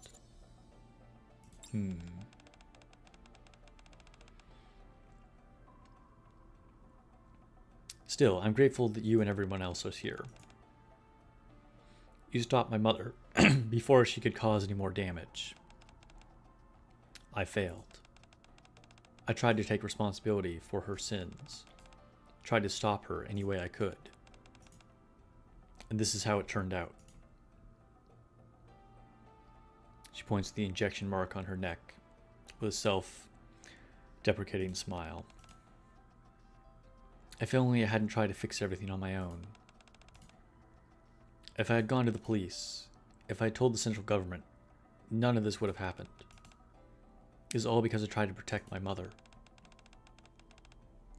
All the people in that mansion. In the Ark. It wasn't your fault. Dipara lowers her head and cries for a long time. All I can do is pat her on the back. You know, I made a promise to Query. I promised that I'd take responsibility for what happened. Take responsibility? Yes. If I can become a police officer and stop something like this from happening again, maybe that could be my way of atoning for what happened. But I'm not sure I'll actually make it. My grades in school aren't that great. You'll be fine. It's what inside you that matters. What's inside? Alright, I'll give it my best shot. On the way back to the commander's room, the streets are abuzz with nocturnal noise. Nocturnal noise, okay, interesting way of putting it. Memories of the mansion come flooding back. In order to stop the plot devised by the torch of salvation, nikkes and people from other world fought alongside each other. Thanks to them, this place can remain peaceful. As my remnants comes to close, my talk with Diapara lingers in my mind. Atonement, huh? I have to keep trying, harder than before. Not taking the easy way out. I need to do whatever I can, as best I can. With renewed resolve, I close my eyes. Ada, Jill, Claire. I hope that one day they can return to their normal everyday lives. Reborn Evil, end. Well, what do you think, guys? Was that... Oh, well, no, not quite. Dude, it said it was over, and now we're getting like an epilogue to the epilogue. Okay, hold up. Dot, dot, dot. Splish, splash. What are you staring at? Taking in the rain? No. Taking cover from it. Huh? So, did you check? Yeah. What do you think? That's what I wanted to ask you. What do you think? Justice must be carried out. Yeah? You said Ada gave you this USB, right? It should be enough. X created the Torch of Salvation. He took those research papers detailing the T-virus experiment and placed them on that altar found on the surface. It proves he's the one who orchestrated the whole thing. Now, I don't know if there's any point in proving all this, though. It doesn't matter. I'm not using it yet. Then what's your plan? I need to keep this hidden, so it's ready when I need it. He takes USB from K and walks off into the darkness. So you're gonna uphold justice, are you? Not bad. K walks off in the opposite direction.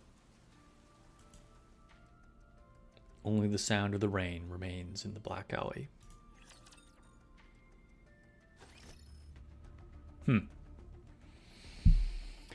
So, yeah, interesting. I don't think I've ever showed something like after it said end and there's like an epilogue to the epilogue.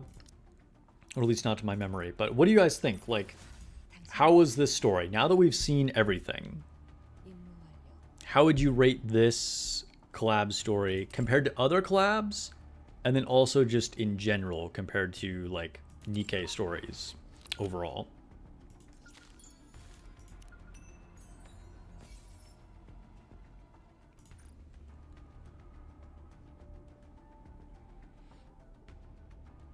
X was also part of K's event.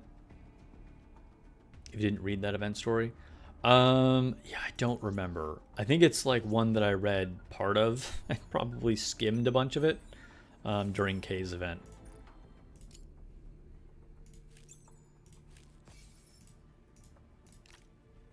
Grab this challenge stuff.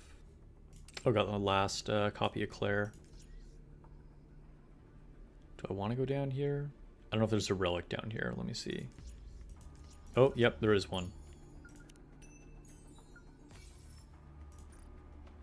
Are there more? I think Matt Go has posted a bunch of them on Discord, so I should probably just check there if I really need to.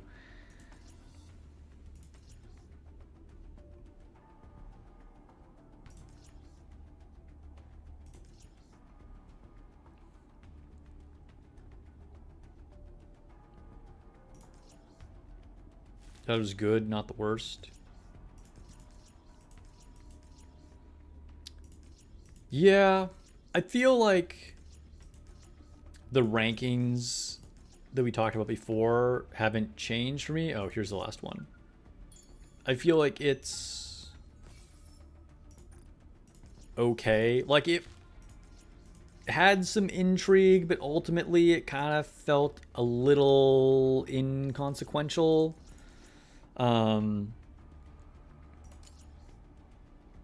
Like, I think it's probably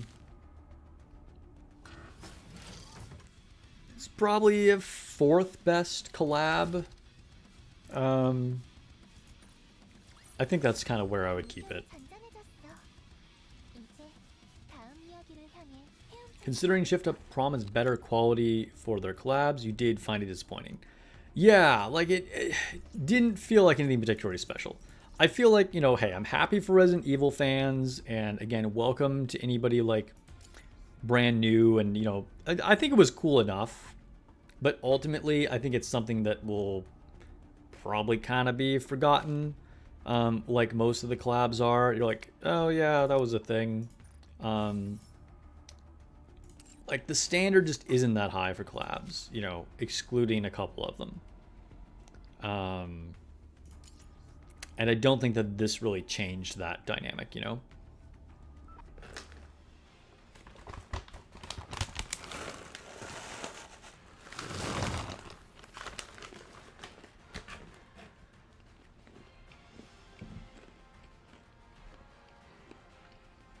All right. I kind of forgot. I wasn't planning to do co-op runs on stream. But let's see. If anybody's interested, we can do it. There's the code in chat.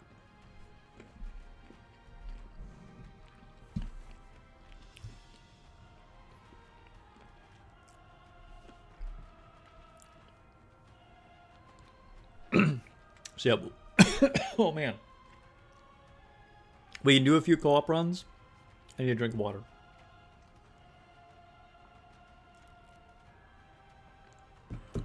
But I forgot. I think it started yesterday. Dr. Yields can hop on for a couple runs. Okay, cool. Yeah, so we'll see if we have enough people that want to do it. We'll do a few.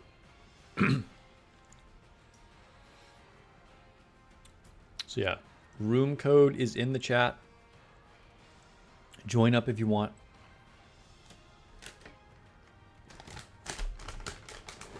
So this one is wind.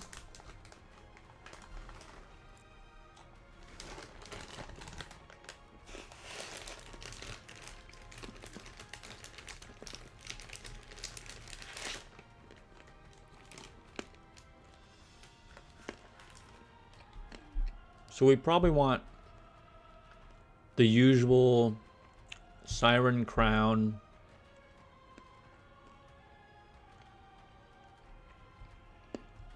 And maybe double Rappy and a Naga.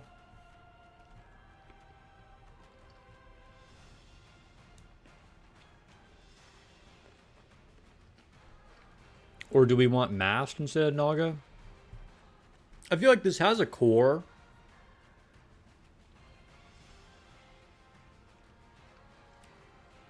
I don't think we want Helm in this chase. Maybe. For quick charging. Let's see. Lone Syndicate says, the way you would describe the story is we stop a virus from taking over the Ark, but you felt like the middle was kind of just filler, if that makes sense, and they kept repeating some things over and over. That's a consistent problem, I think, with collabs. It often kind of turns into filler for a while.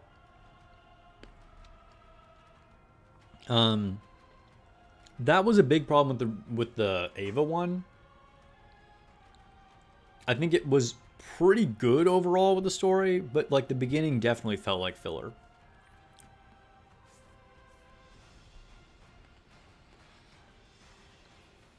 After this Resident Evil event collab, is the next collab soon as Persona? I mean, I wouldn't rule it out. It's possible. We have no word on any other collab, though. Yes, Dr. Eagles, it is Fire Week. Yeah. So I think we definitely want 2 Rappies. And I think we want Siren and Crown.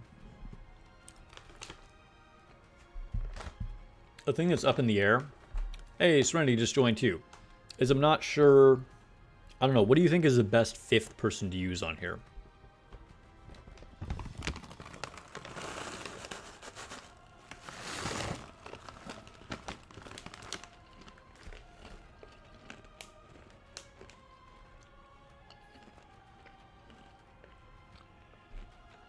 You don't want a Persona collab, because every game that collabs with Persona goes end of service. Oh no. Is that real? Like it's kind of cursed? Do the collabs go really badly? Or it's like they do it with games that are already doing badly and they hope Persona will revive it and then it doesn't?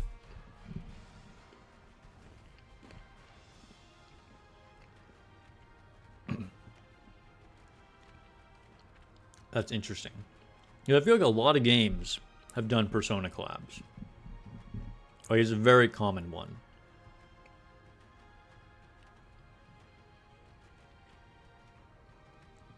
Has a bad track record, huh? Dang. Didn't Persona 5 make its own mobile game kind of recently? I feel like this is something that happened. I don't like follow Persona 5 stuff, so maybe I'm wrong, but I feel like I heard about this. If they did, how's that doing?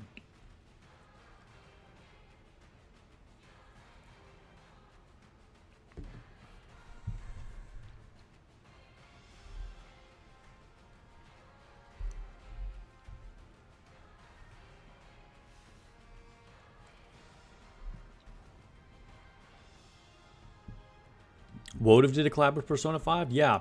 It was after I quit, but I do remember that that happened.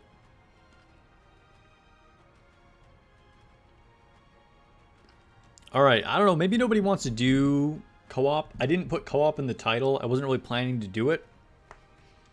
So I'll give this like another 2 minutes. If anybody wants to join for co-op, we can go for a high score. I mean, we can do it. But otherwise, we're going to move on. So if anybody wants to join myself, Yiggles, and Serenity in the next couple minutes, we can go. But if not, might just skip it.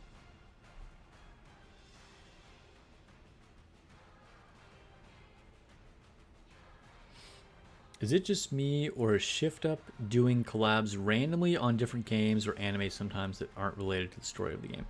I mean, yeah, which is how collabs are in general. But yeah, I mean, I think that there are definitely some IPs that will blend better with Nikke than others. And that's, I don't know, that's just how it is. Persona 5 X was the mobile game? Okay. Golden Syndicate says it had a bad gacha. Doing fairly well, but I haven't played it for about a month. Huh. Oh, no, you said it's not a bad gacha. Oh, okay, okay. It's not doing great. They're trying to get better. The start was a big fumble on them. Oh, dang. Like, what was wrong with it? Like, did it have a lot of bugs or something? Or they just did, like, horrendous monetization?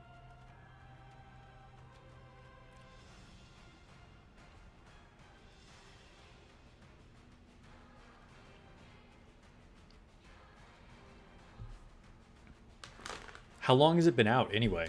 I think it came out, like, earlier this year, right?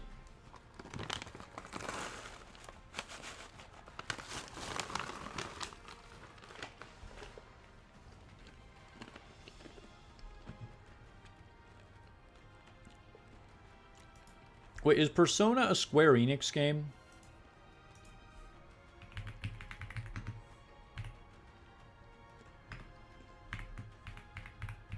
No, it's Atlas. Okay. Never mind.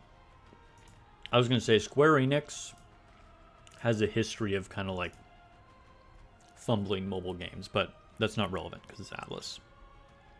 Just terrible decision choices. Yeah.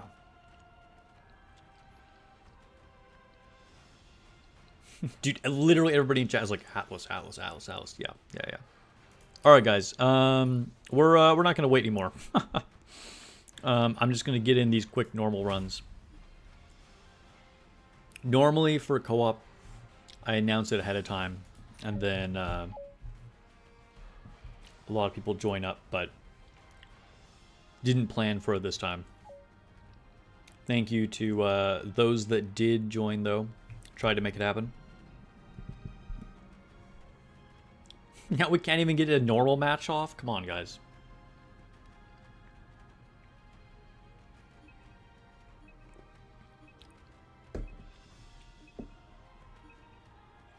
Bruh.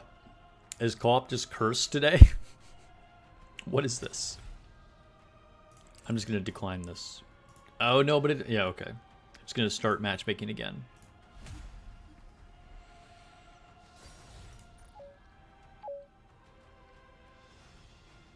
You gotta be kidding me.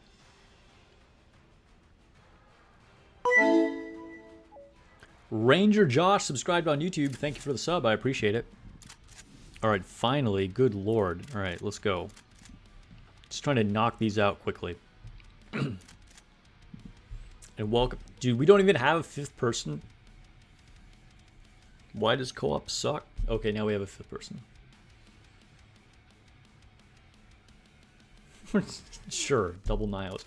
What I don't really understand is that people will actually try and be like careful about who they're choosing in normal mode. Like, it literally makes no difference.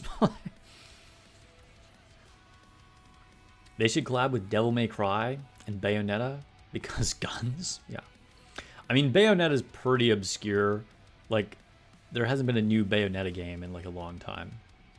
Devil May Cry, I mean, it's possible. But we've said this before, like, Devil May Cry should totally collab with Silver and Blood. That would be epic. In Nikke, it would be odd, but I wouldn't say it's impossible.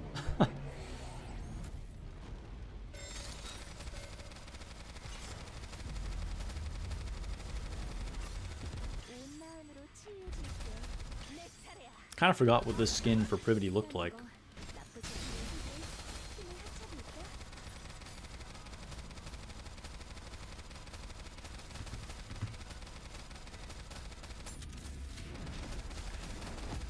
It's funny in this auto mode.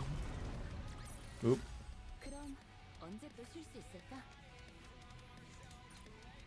Dang. Destroyed. Alright. Why am I doing normal mode? Because I'm just trying to get the run done.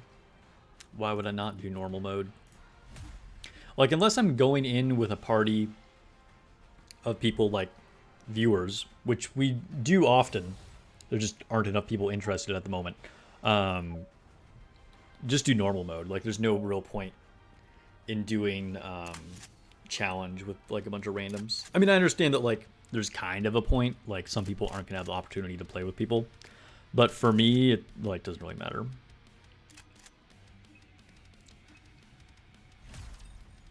Who got the Core 5 Nihilister? Dude, once upon a time, I would have tried to do that.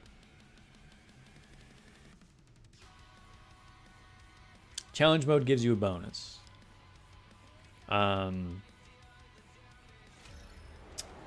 mean, yeah.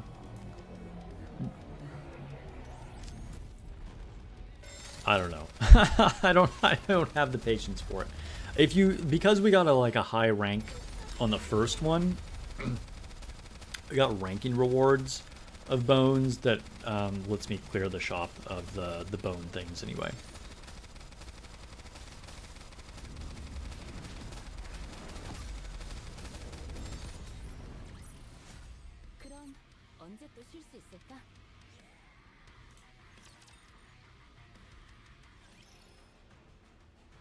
Bayonetta has more recent games than Devil May Cry. Last Bayonetta game out in 2022. Whoa, whoa, there's a 2022 Bayonetta? Really? Really? Hold up. Oh, wait, I need to accept this.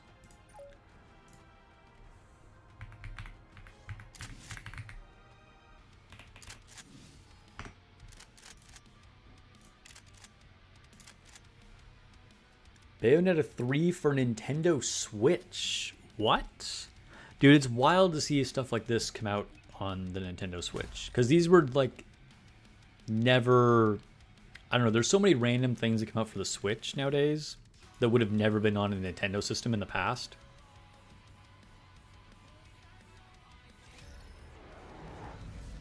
Huh. Yeah. In 2022. I don't know why that just feels so weird to me. That's cool though.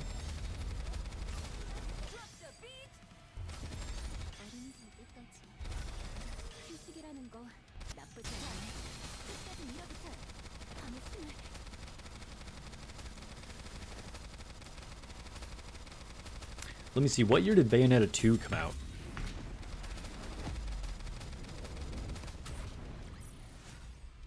2014. Yeah, that was a long time ago. 11 years ago. Yeah, I was like not aware that Bayonetta 3 even existed. I don't know if I ever played Bayonetta 2. I want to say maybe. I had the first one for sure. And obviously I didn't play number 3 because I didn't even know it existed.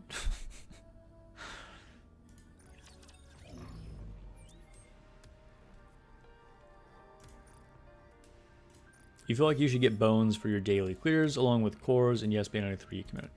Yeah, it does seem like they could just throw us a bone and give them to us for our daily clears. Bayonetta would be a fine addition to Nikke. I mean, it would make about as much sense as, you know, Chainsaw Man or Resident Evil or whatever. It would be a weird mix, but like, you know, does anybody care at this point?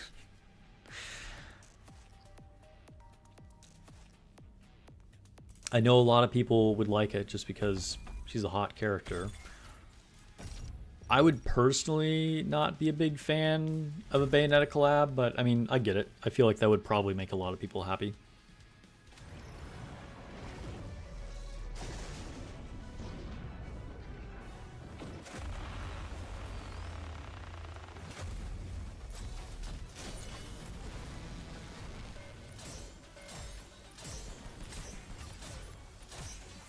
Oh shoot, I'm not on auto.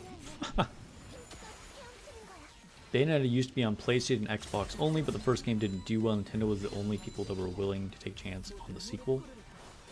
I don't think Bayonetta 2 originally came out for a Nintendo system either.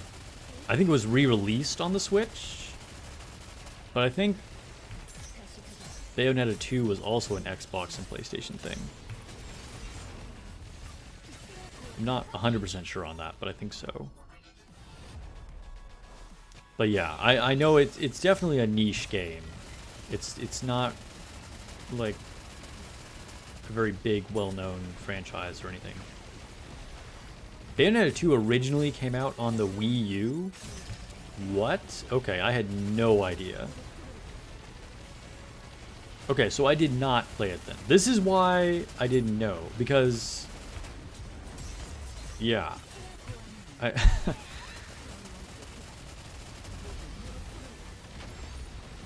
So growing up, I had a GameCube. And then after that... oh my god, I wasn't paying attention. Whatever. We'll just let this happen. So yeah, growing up I had a GameCube, and then I got an Xbox 360, and now a PS5.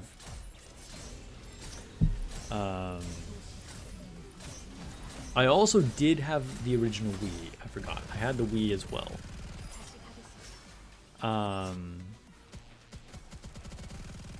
But yeah, I didn't have a Wii U. I haven't had a Switch. So yeah, kind of like out of touch with like anything that's come out with Nintendo like past 2005 or whatever. I don't know. Whenever the GameCube was a thing. Tier 5 rewards, guys. Alright. This is what we're rolling with today. We're gonna quick battle it. Look at that.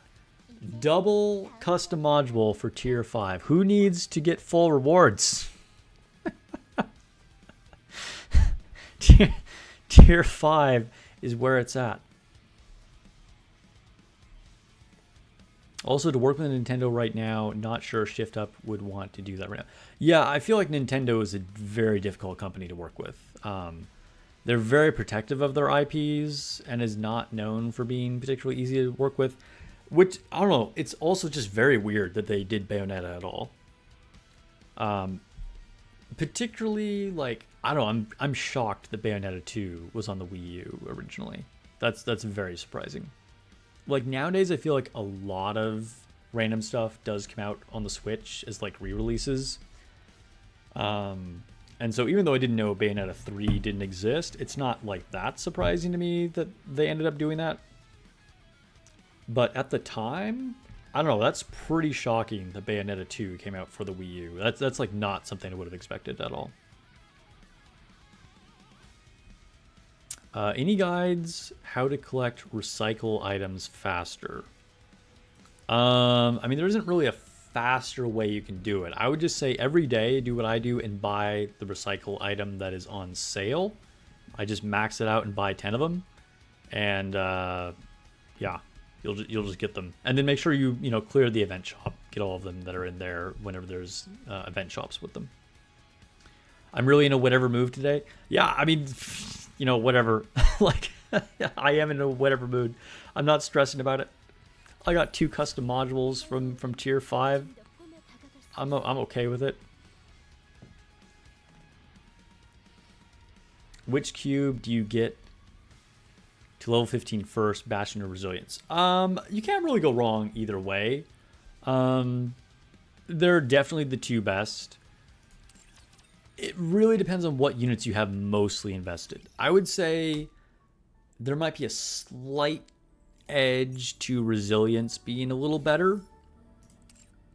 But again, you can't really like go wrong.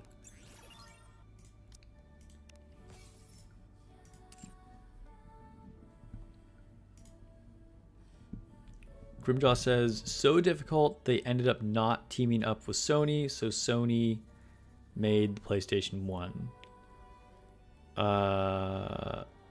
Oh, yeah, sorry. I wasn't sure what you were saying. But yes, basically Nintendo kind of screwing over Sony was the impetus for them originally making the PlayStation. That is a true story that I've heard. Yeah. Which is then how Nintendo lost the Final Fantasy franchise. Because originally, Final Fantasy was always on Nintendo.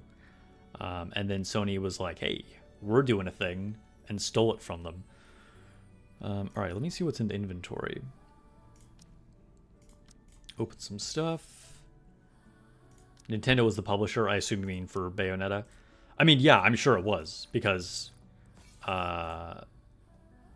unless there's a re-release of like a classic game nowadays, almost all games Nintendo has on their systems, they are the publisher of.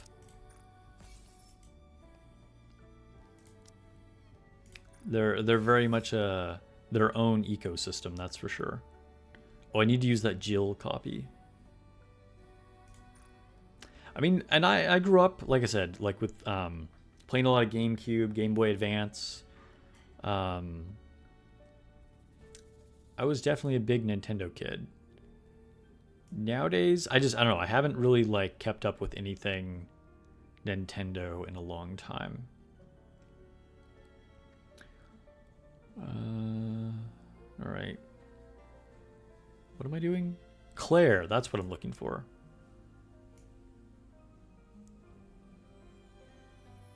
Where is she? Oh, here we go.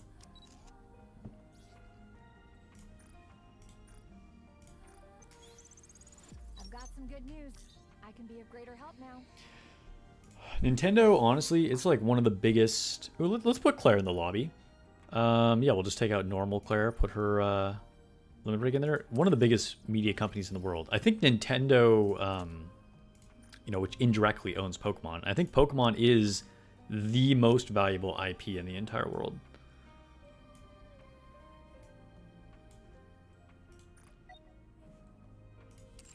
All right, what does Claire look like?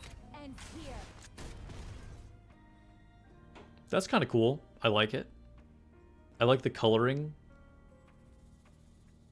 It feels dynamic. That's a cool wallpaper, honestly.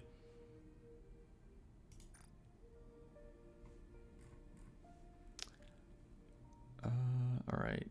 So, I guess it's just raid left? Wait, no. I gotta do sim room. All this crap. Okay, not quite raid yet.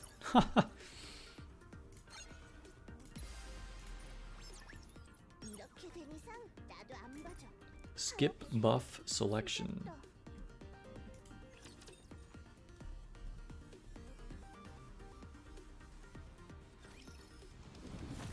It's kind of amazing to me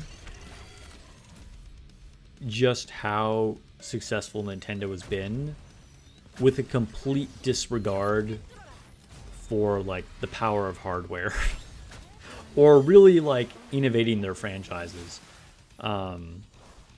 And that might sound really negative. I actually think it's kind of a good thing, because I think a lot of things will try and rely too much on like visuals only, or being like, we have a powerful system, or we made this game on Unreal 5 or whatever, and it just is like the same generic stuff. Whereas that's totally not true with Nintendo. You know, it's really like the fact that you're invested in these characters or like unique gameplay mechanics or whatever that is actually selling it. So I do think that is pretty cool. But still, it's just kind of funny to me that, like, Pokemon mechanically is like 99% the same since the original red, blue, and green version. And somehow it's like the biggest franchise in the world. And like even visually, it's like obviously there have been pretty big leaps forward since the original Game Boy. But like, it kind of hasn't really changed since like GameCube era. Like it still just like looks like the exact same stuff, you know, like I feel like it is overdue for a pretty big visual overhaul. But I don't think it's any I don't think it's a hot take to say that the quality control of Pokemon nowadays is not amazing. Claire is awesome. You like her MLB too? Yeah. Dude, it looks good. I know a lot of people really wish Claire got an SSR.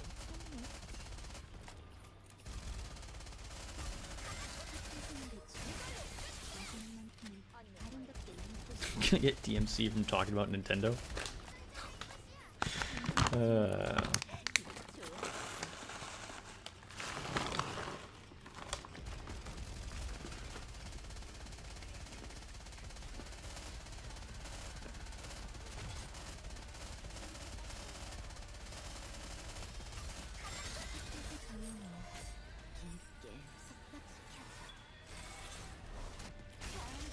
I have nothing against Nintendo. A lot of good childhood memories about Nintendo. 200 years from now, people will still be playing Pokemon.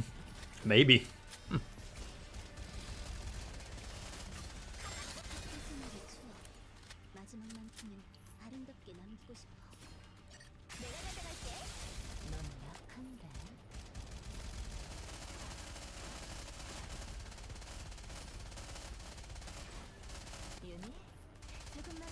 Nintendo isn't going anywhere despite inferior hardware. Yeah, 100%.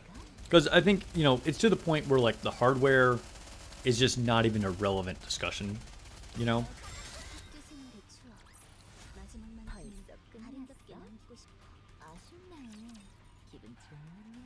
Still, I think like looking at like Pokemon specifically, it's crazy how bad those games look. And hopefully probably just like alienated a bunch of people. But Pokemon is known for like frequent bugs, and the visuals, even compared to like, you know, other games on the Switch or whatever. Like there are some pretty good looking stuff on the Switch. It's not like, you know, everything is crap. But Pokemon, like, it just looks bad, even compared to other, like, current Nintendo games. I don't know why they don't improve the visuals on it. Like, it has so much room for improvement.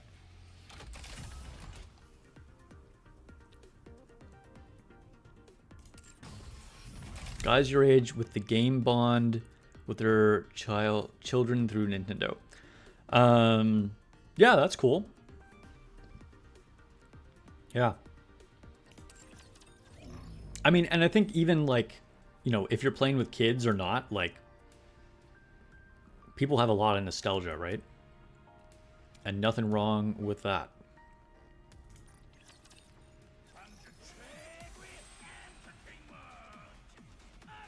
Game Freak is known for not giving a damn and still gets a lot of money. Yeah. Because, you know, it's just the power of, like, the brand. Like, people are so into Pokemon. And, I mean, it was, like, a revolutionary game. You know, I love Pokemon. And, like, at the time, Pokemon was so huge when I was a kid.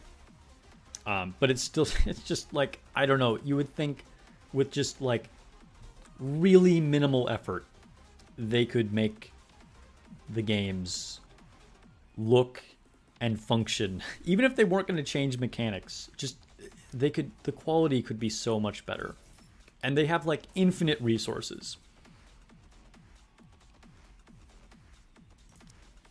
I don't think there's anybody I can attack here. We're just gonna move on and go to Rookie Arena.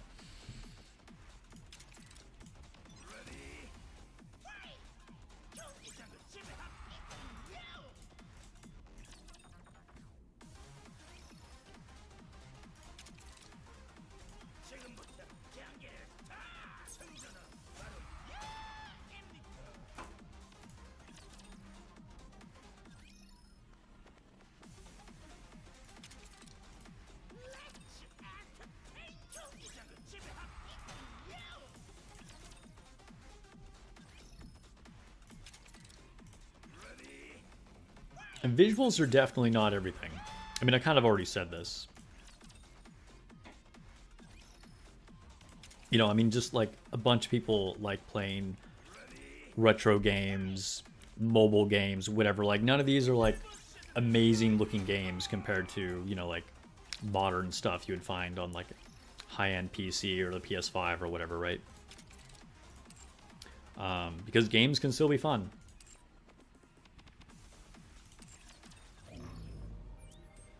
All right, now I think I did everything. Maybe.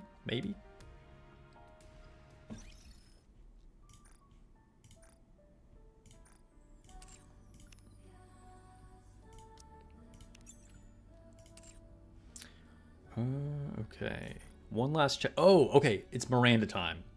It's Miranda time, guys. I almost forgot. Okay. It's been a long road of extremely bad luck. I think today might finally be the day. I mean, they're like, watch. Dude, this will be such a slap in the face if now I use this and it gives me a super success. It's just like the dumbest thing that would happen to me. All right, here we go. Finishing Miranda. We're going to get her treasure. This is a big moment, guys.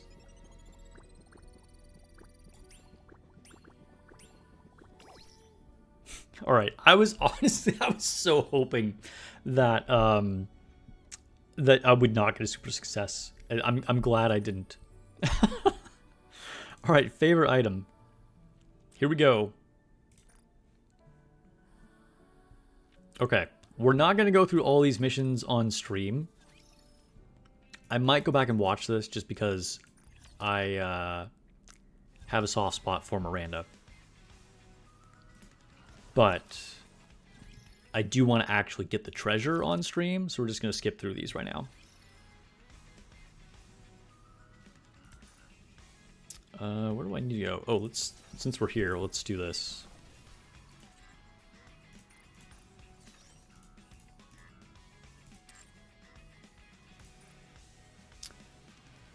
Okay, go back. Dude, it is extremely bad luck. I did not get a single super success on Miranda. We leveled it the hard way.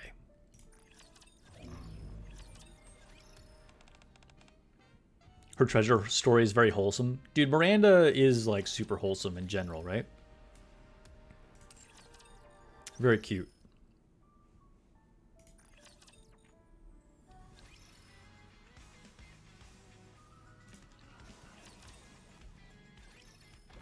There's more of these than I remembered. I thought there was only like 5. I don't know. How many have we gone through already? Maybe that was 5.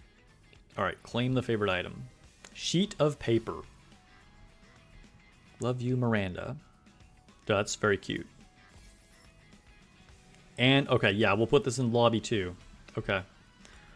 I guess we'll take out Eve. Oh, dang, that's blasphemy. But, you know, we got to keep the Resident Evil girls in there while the event is still going.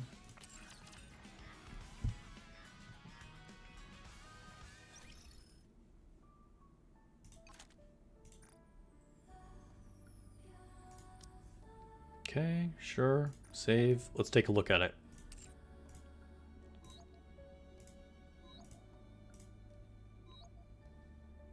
Dude, the soft lighting, we're getting a lot of booty there, which is not so wholesome. But if we weren't getting flashed, this would be a very cute, wholesome wallpaper. This is actually, so photography is like a bit of a hobby of mine, and like taking pictures with like an open window behind the model is something that I actually really like to do. So this is kind of like the vibes. All right. What do I want to open here? Water. Let's go for water.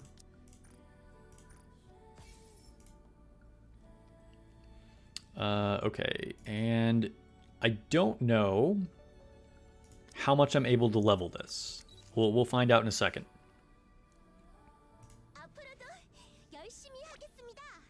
Dang, how cute is that? Miranda Peach, yeah, pretty much. Okay. There's some strong wind, yeah, for real.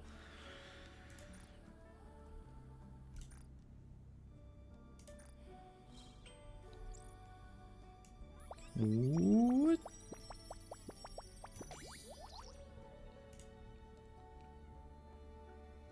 All right, cool.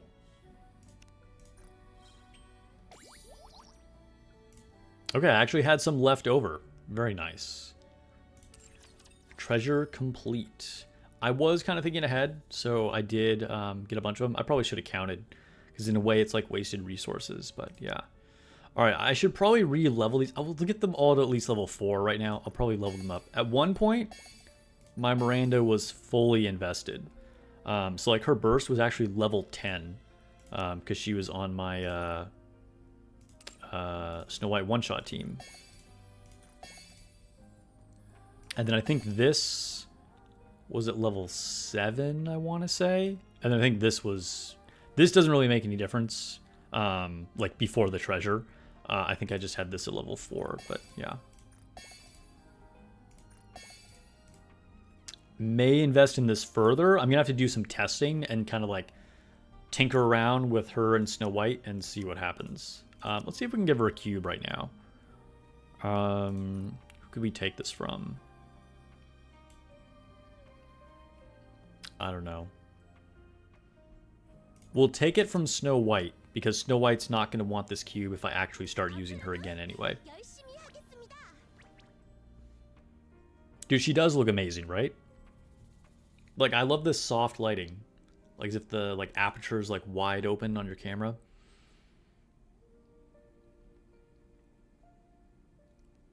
And like really good depth of field here. Like, all right, I'm gonna stop nerding out about like the composition of that.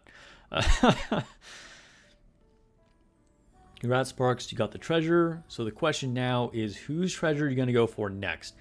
I think at this point, if I was to get one, it would probably be Exia.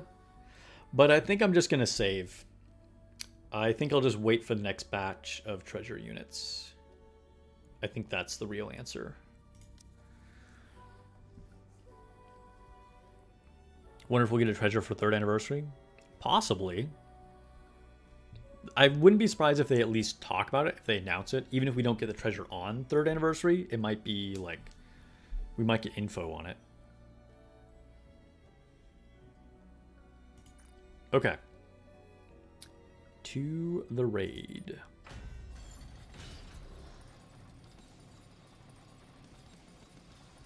Still hoping for that crow treasure. I mean, it'll happen. It'll happen eventually. We'll get there.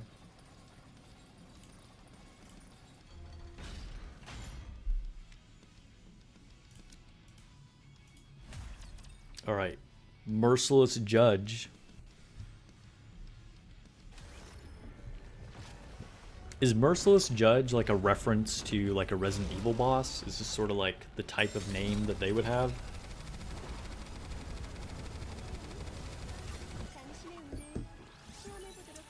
It sounds kind of Dark Souls-like.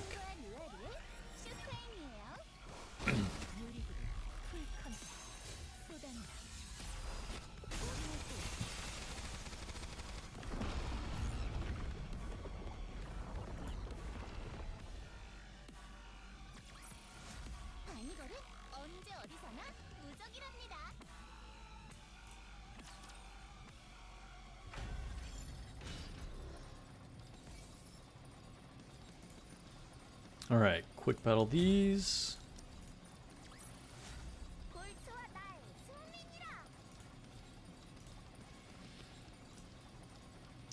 Okay. So, I guess we're gonna do challenge mode.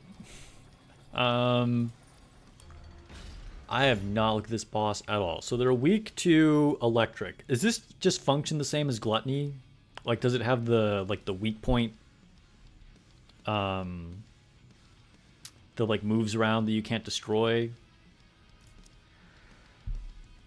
Let's see. Attacks with tentacles, fires projectiles, burst of energy from its mouth, fires lasers, covers whole body with slime, significantly increasing defense. All parts except cancel rings. Okay, alright, so it does have that same mechanic. Words of salvation, blah, blah, blah. Okay, I'm just going to assume this is literally gluttony all over again. And we need to make electric teams. So, okay. You know what? You guys know I'm going to be super lazy about this, so let's see. Let's just, like, copy these teams. And we'll go from there.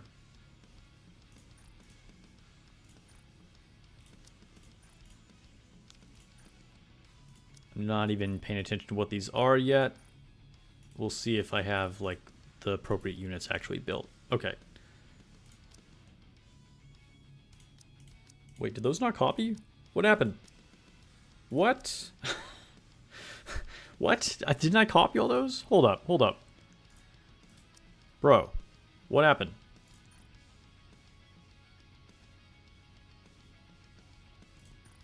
Oh my god, I didn't do save. Bruh. Alright. Okay. Let's do this again. 3, copy, save. 4, copy, save. 5, copy, save. Okay. As far as you're aware, a Merciless Judge isn't a reference to Resident Evil. Would have been cool to make a version of Gluttony that has a resemblance to a Nemesis in Resident Evil 3, since his final form is a giant blob anyway. That would have been cool. Seems like a missed opportunity. Alright, does this team make sense to me? Well, no, because I have 0 investment in Ein, so I already have to change something there. Yeah, we'll run the shotgun team. It's probably not going to be great for me, but we'll do it. Well, I don't have Exia's treasure, so that is making this team way worse than it would be. This is an interesting team. But sure, we'll go with it. And yeah, this looks like standard electric stuff. Okay, so the big problems... I'm not going for a score here anyway, but still, we want units that actually work. So I can't use Exia. So what can I use? Getting another electric burst 1. Maybe I just use Exia anyway. I think I just use Exia anyway, because I can't use Rouge or Noise. Or Miran. So, I mean, what am I going to use? Rosanna or Zvi? I mean, okay. I think we just keep Exia on there. Sure. What about Ein? So instead of Ein, this should be like our optimal team, like the best one, since we're using Crown on it. But clearly that's not going to be the best team for me anyway, but that's fine. We can put Scarlet on. She's probably going to die really fast. But we can give her a try. We'll try it with Scarlet. Sure. Okay. So, here are our scuffed raid runs. Let's do it. No takebacks. Whatever happens, happens. I can't really remember the gluttony fight, but I like kind of remember.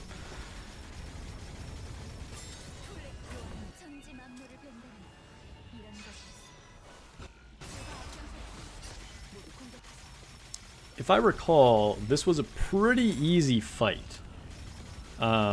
It was tricky because if you didn't know how certain things functioned, you're like, why am I doing no damage? Why can't I destroy things? But it was also like, I don't think there was much threat of dying. That said, Scarlet kind of dies to everything, so there might be threat of dying in this case.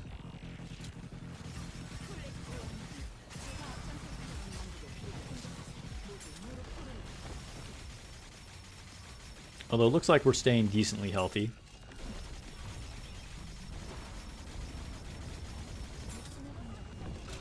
I should be switching to Ada here, probably, to quick charge. But we're no-braining this, so we're just going to stay on Scarlet.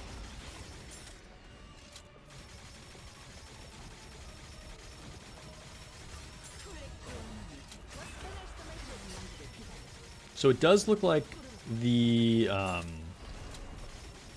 like armor thing where you have to shoot the weakness circles is a little different than Gluttony was. Oh, we just killed Ada. Alright. Wasn't expecting that. Was not expecting that. So I think this is where normally you would follow the circle around if this was Gluttony. But in this case, oh, we're going to fail it. We're going to fail it. But it's okay. There's no repercussions for failing that because it's just the weak point. Oh, this is the beginning of the end. Scarlet just went down. Alright. Whoa, whoa, whoa.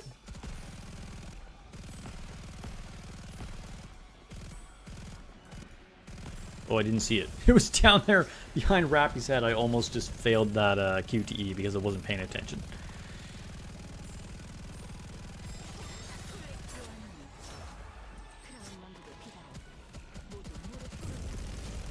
Alright, well, it's immune. We can't shoot these at all.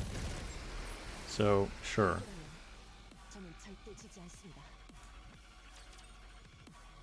So slightly different mechanically from Gluttony, it looks like. Not exact clone. This team, I think, is going to struggle even more. Because there's, like, no healing on this team. And I don't have enough investment. I'm pretty sure we die here. Just, because we don't really have any form of damage mitigation or healing. And it's not like I have a bunch of core 7 units, so we're gonna run into problems here for sure. But we'll run it as fast as we, as long as we can.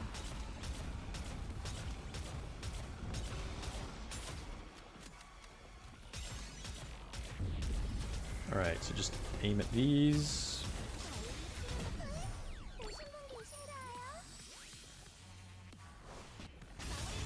Soda losing coins again.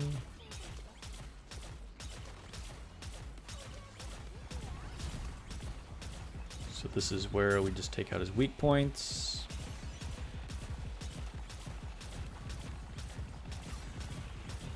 Getting hit by a lot of those seed pods, which isn't ideal, but whatever.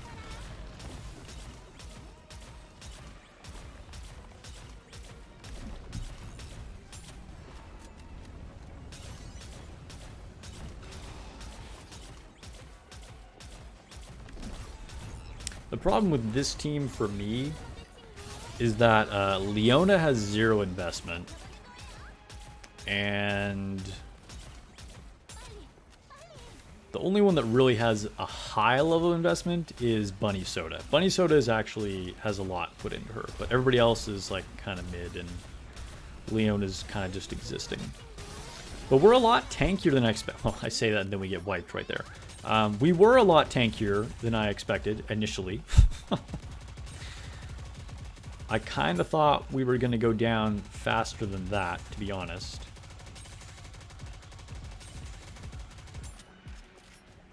Pew, pew, pew, pew, pew, pew. Oh boy.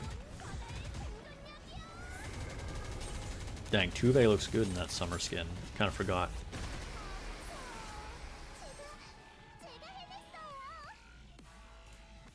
All right, we have yet to actually finish a round. We've wiped twice. Okay, this one, what are we even doing here? Without a treasure Exia, I don't even... I mean, I'm not even sure... Are Exia's skills doing anything?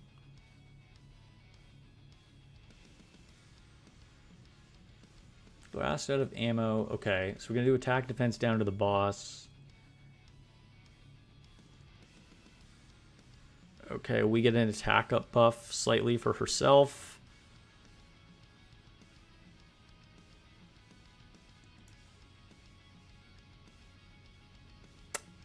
Yeah, she's not doing a lot. She's really not doing a lot. Here we go.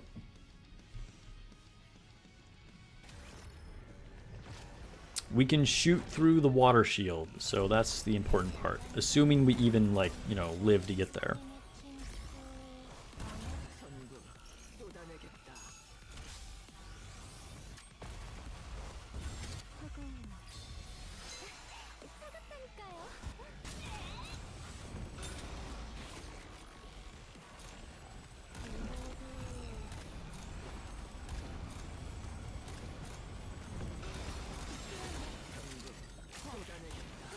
Burst gen is pretty great on this team.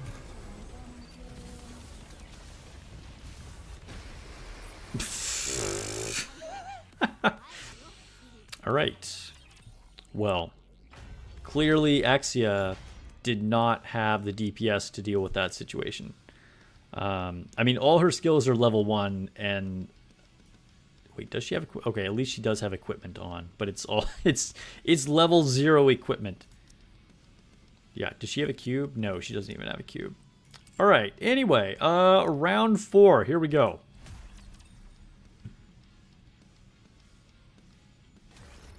Welcome, those that just joined. We're doing a scuffed raid run here just to get a score for something. It's purely to check a box, as you'll see.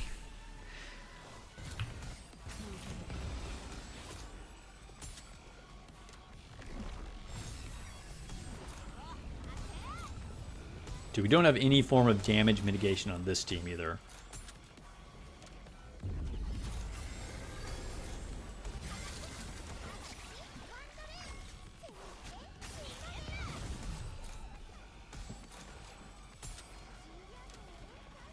This would be a very strong team, though.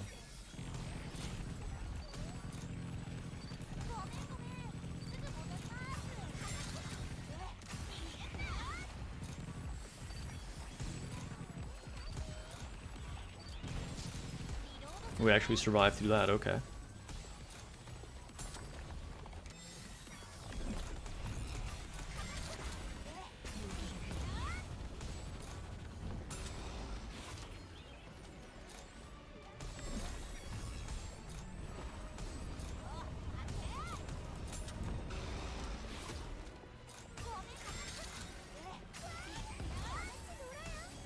We've already exceeded the damage of the shotgun team.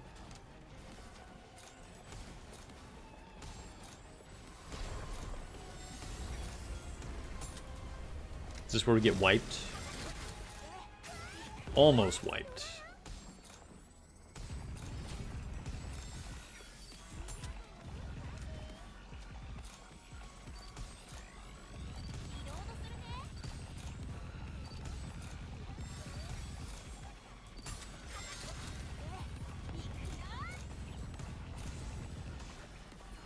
Oh, we're stunned. Alice is on cooldown. The end is near. Yo, somehow Alice lived through that. I don't know how Alice lived through that. Okay.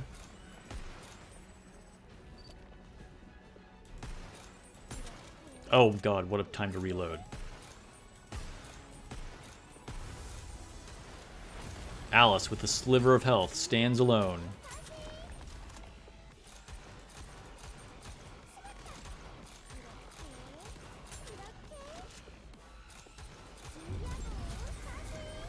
We can't shoot through this.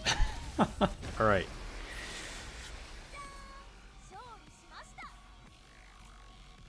Mari tried. She tried. Alright, 5th team. So this is, in theory, the best team, I would imagine. We'll see if we can actually complete a run with this. I don't know. Probably not. We probably die here too, to be honest.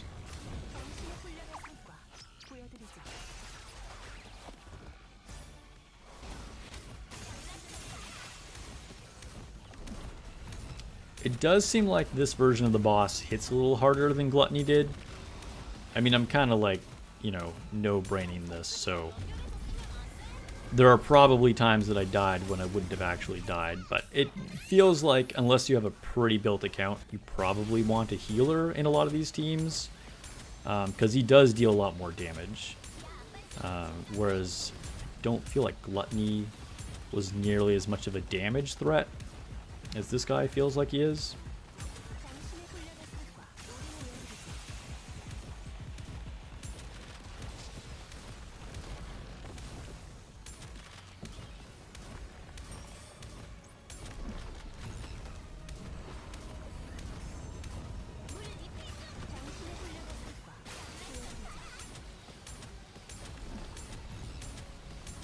It's cool to see Bunny 8 on this team.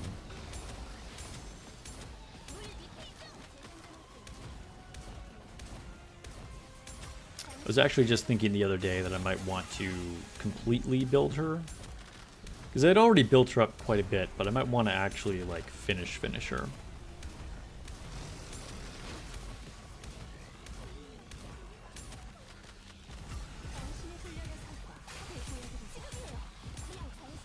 Shoot his belly.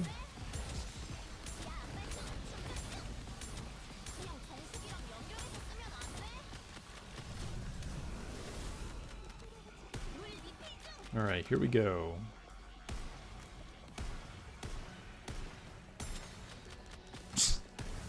That one awkward reload, alright.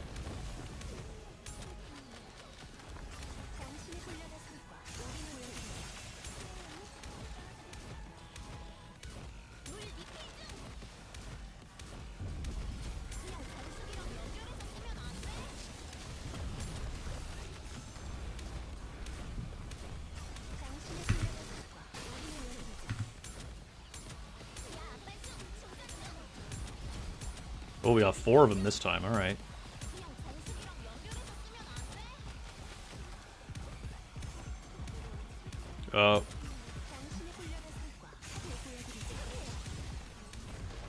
We might actually finish this one. This team might actually survive to the end.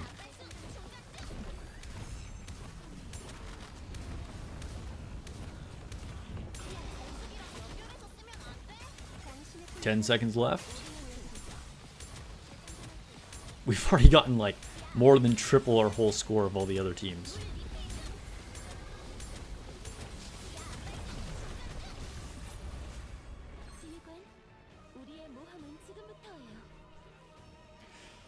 Alright. Well, pretty sure nobody learned anything from that, but there we go. Look at that. Top 0.44%. That's how you do it, guys. Obviously, this is going to come down. People haven't done their high score runs yet. In fact, probably even like the optimized teams are going to change. But we're on the scoreboard, so no problem. We just want to be able to get at least some rewards in the mail just for participating in the raid.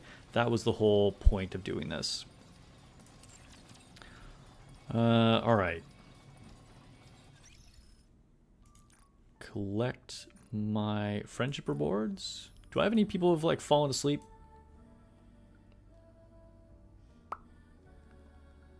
Yeah, these people are on the verge of getting kicked. Maybe I'll wait. We haven't ticked over a whole week, but yeah. All right, what do I have as a notification in the outpost? Maybe it's just because I have like affection videos. I think it's just that I have affection videos. Okay. All right, guys. I think that's a wrap. That is it. If you haven't already, check out my video that went up earlier today where I dump all of my molds and tickets that I had in an effort to try and get more Snow White and finish out what's on my wish list because I was still missing some units. So it was a fun time. It's always a fun time when you're like, you know, pulling the gacha a lot. Thanks for hanging out, and yeah, streaming again on Tuesday. Resident Evil was cool. It was cool. It was not. It was disappointing. I'm going to be honest. It was disappointing. Not because it was terrible, but I think it had the potential to be more. And they sort of, as some people in chat already said that they were going to up the standard of collabs. And I feel like they didn't do that. But it was good enough that I think Resident Evil fans were probably at least just happy to have Resident Evil in the game. But yeah. All right. Oh, Miranda's excited too. All right. It's time for me to go. And yeah, hope you guys have a good night, morning, afternoon, or wherever you guys are at in the world. And I'll catch you guys in the next video or stream, and have a great weekend.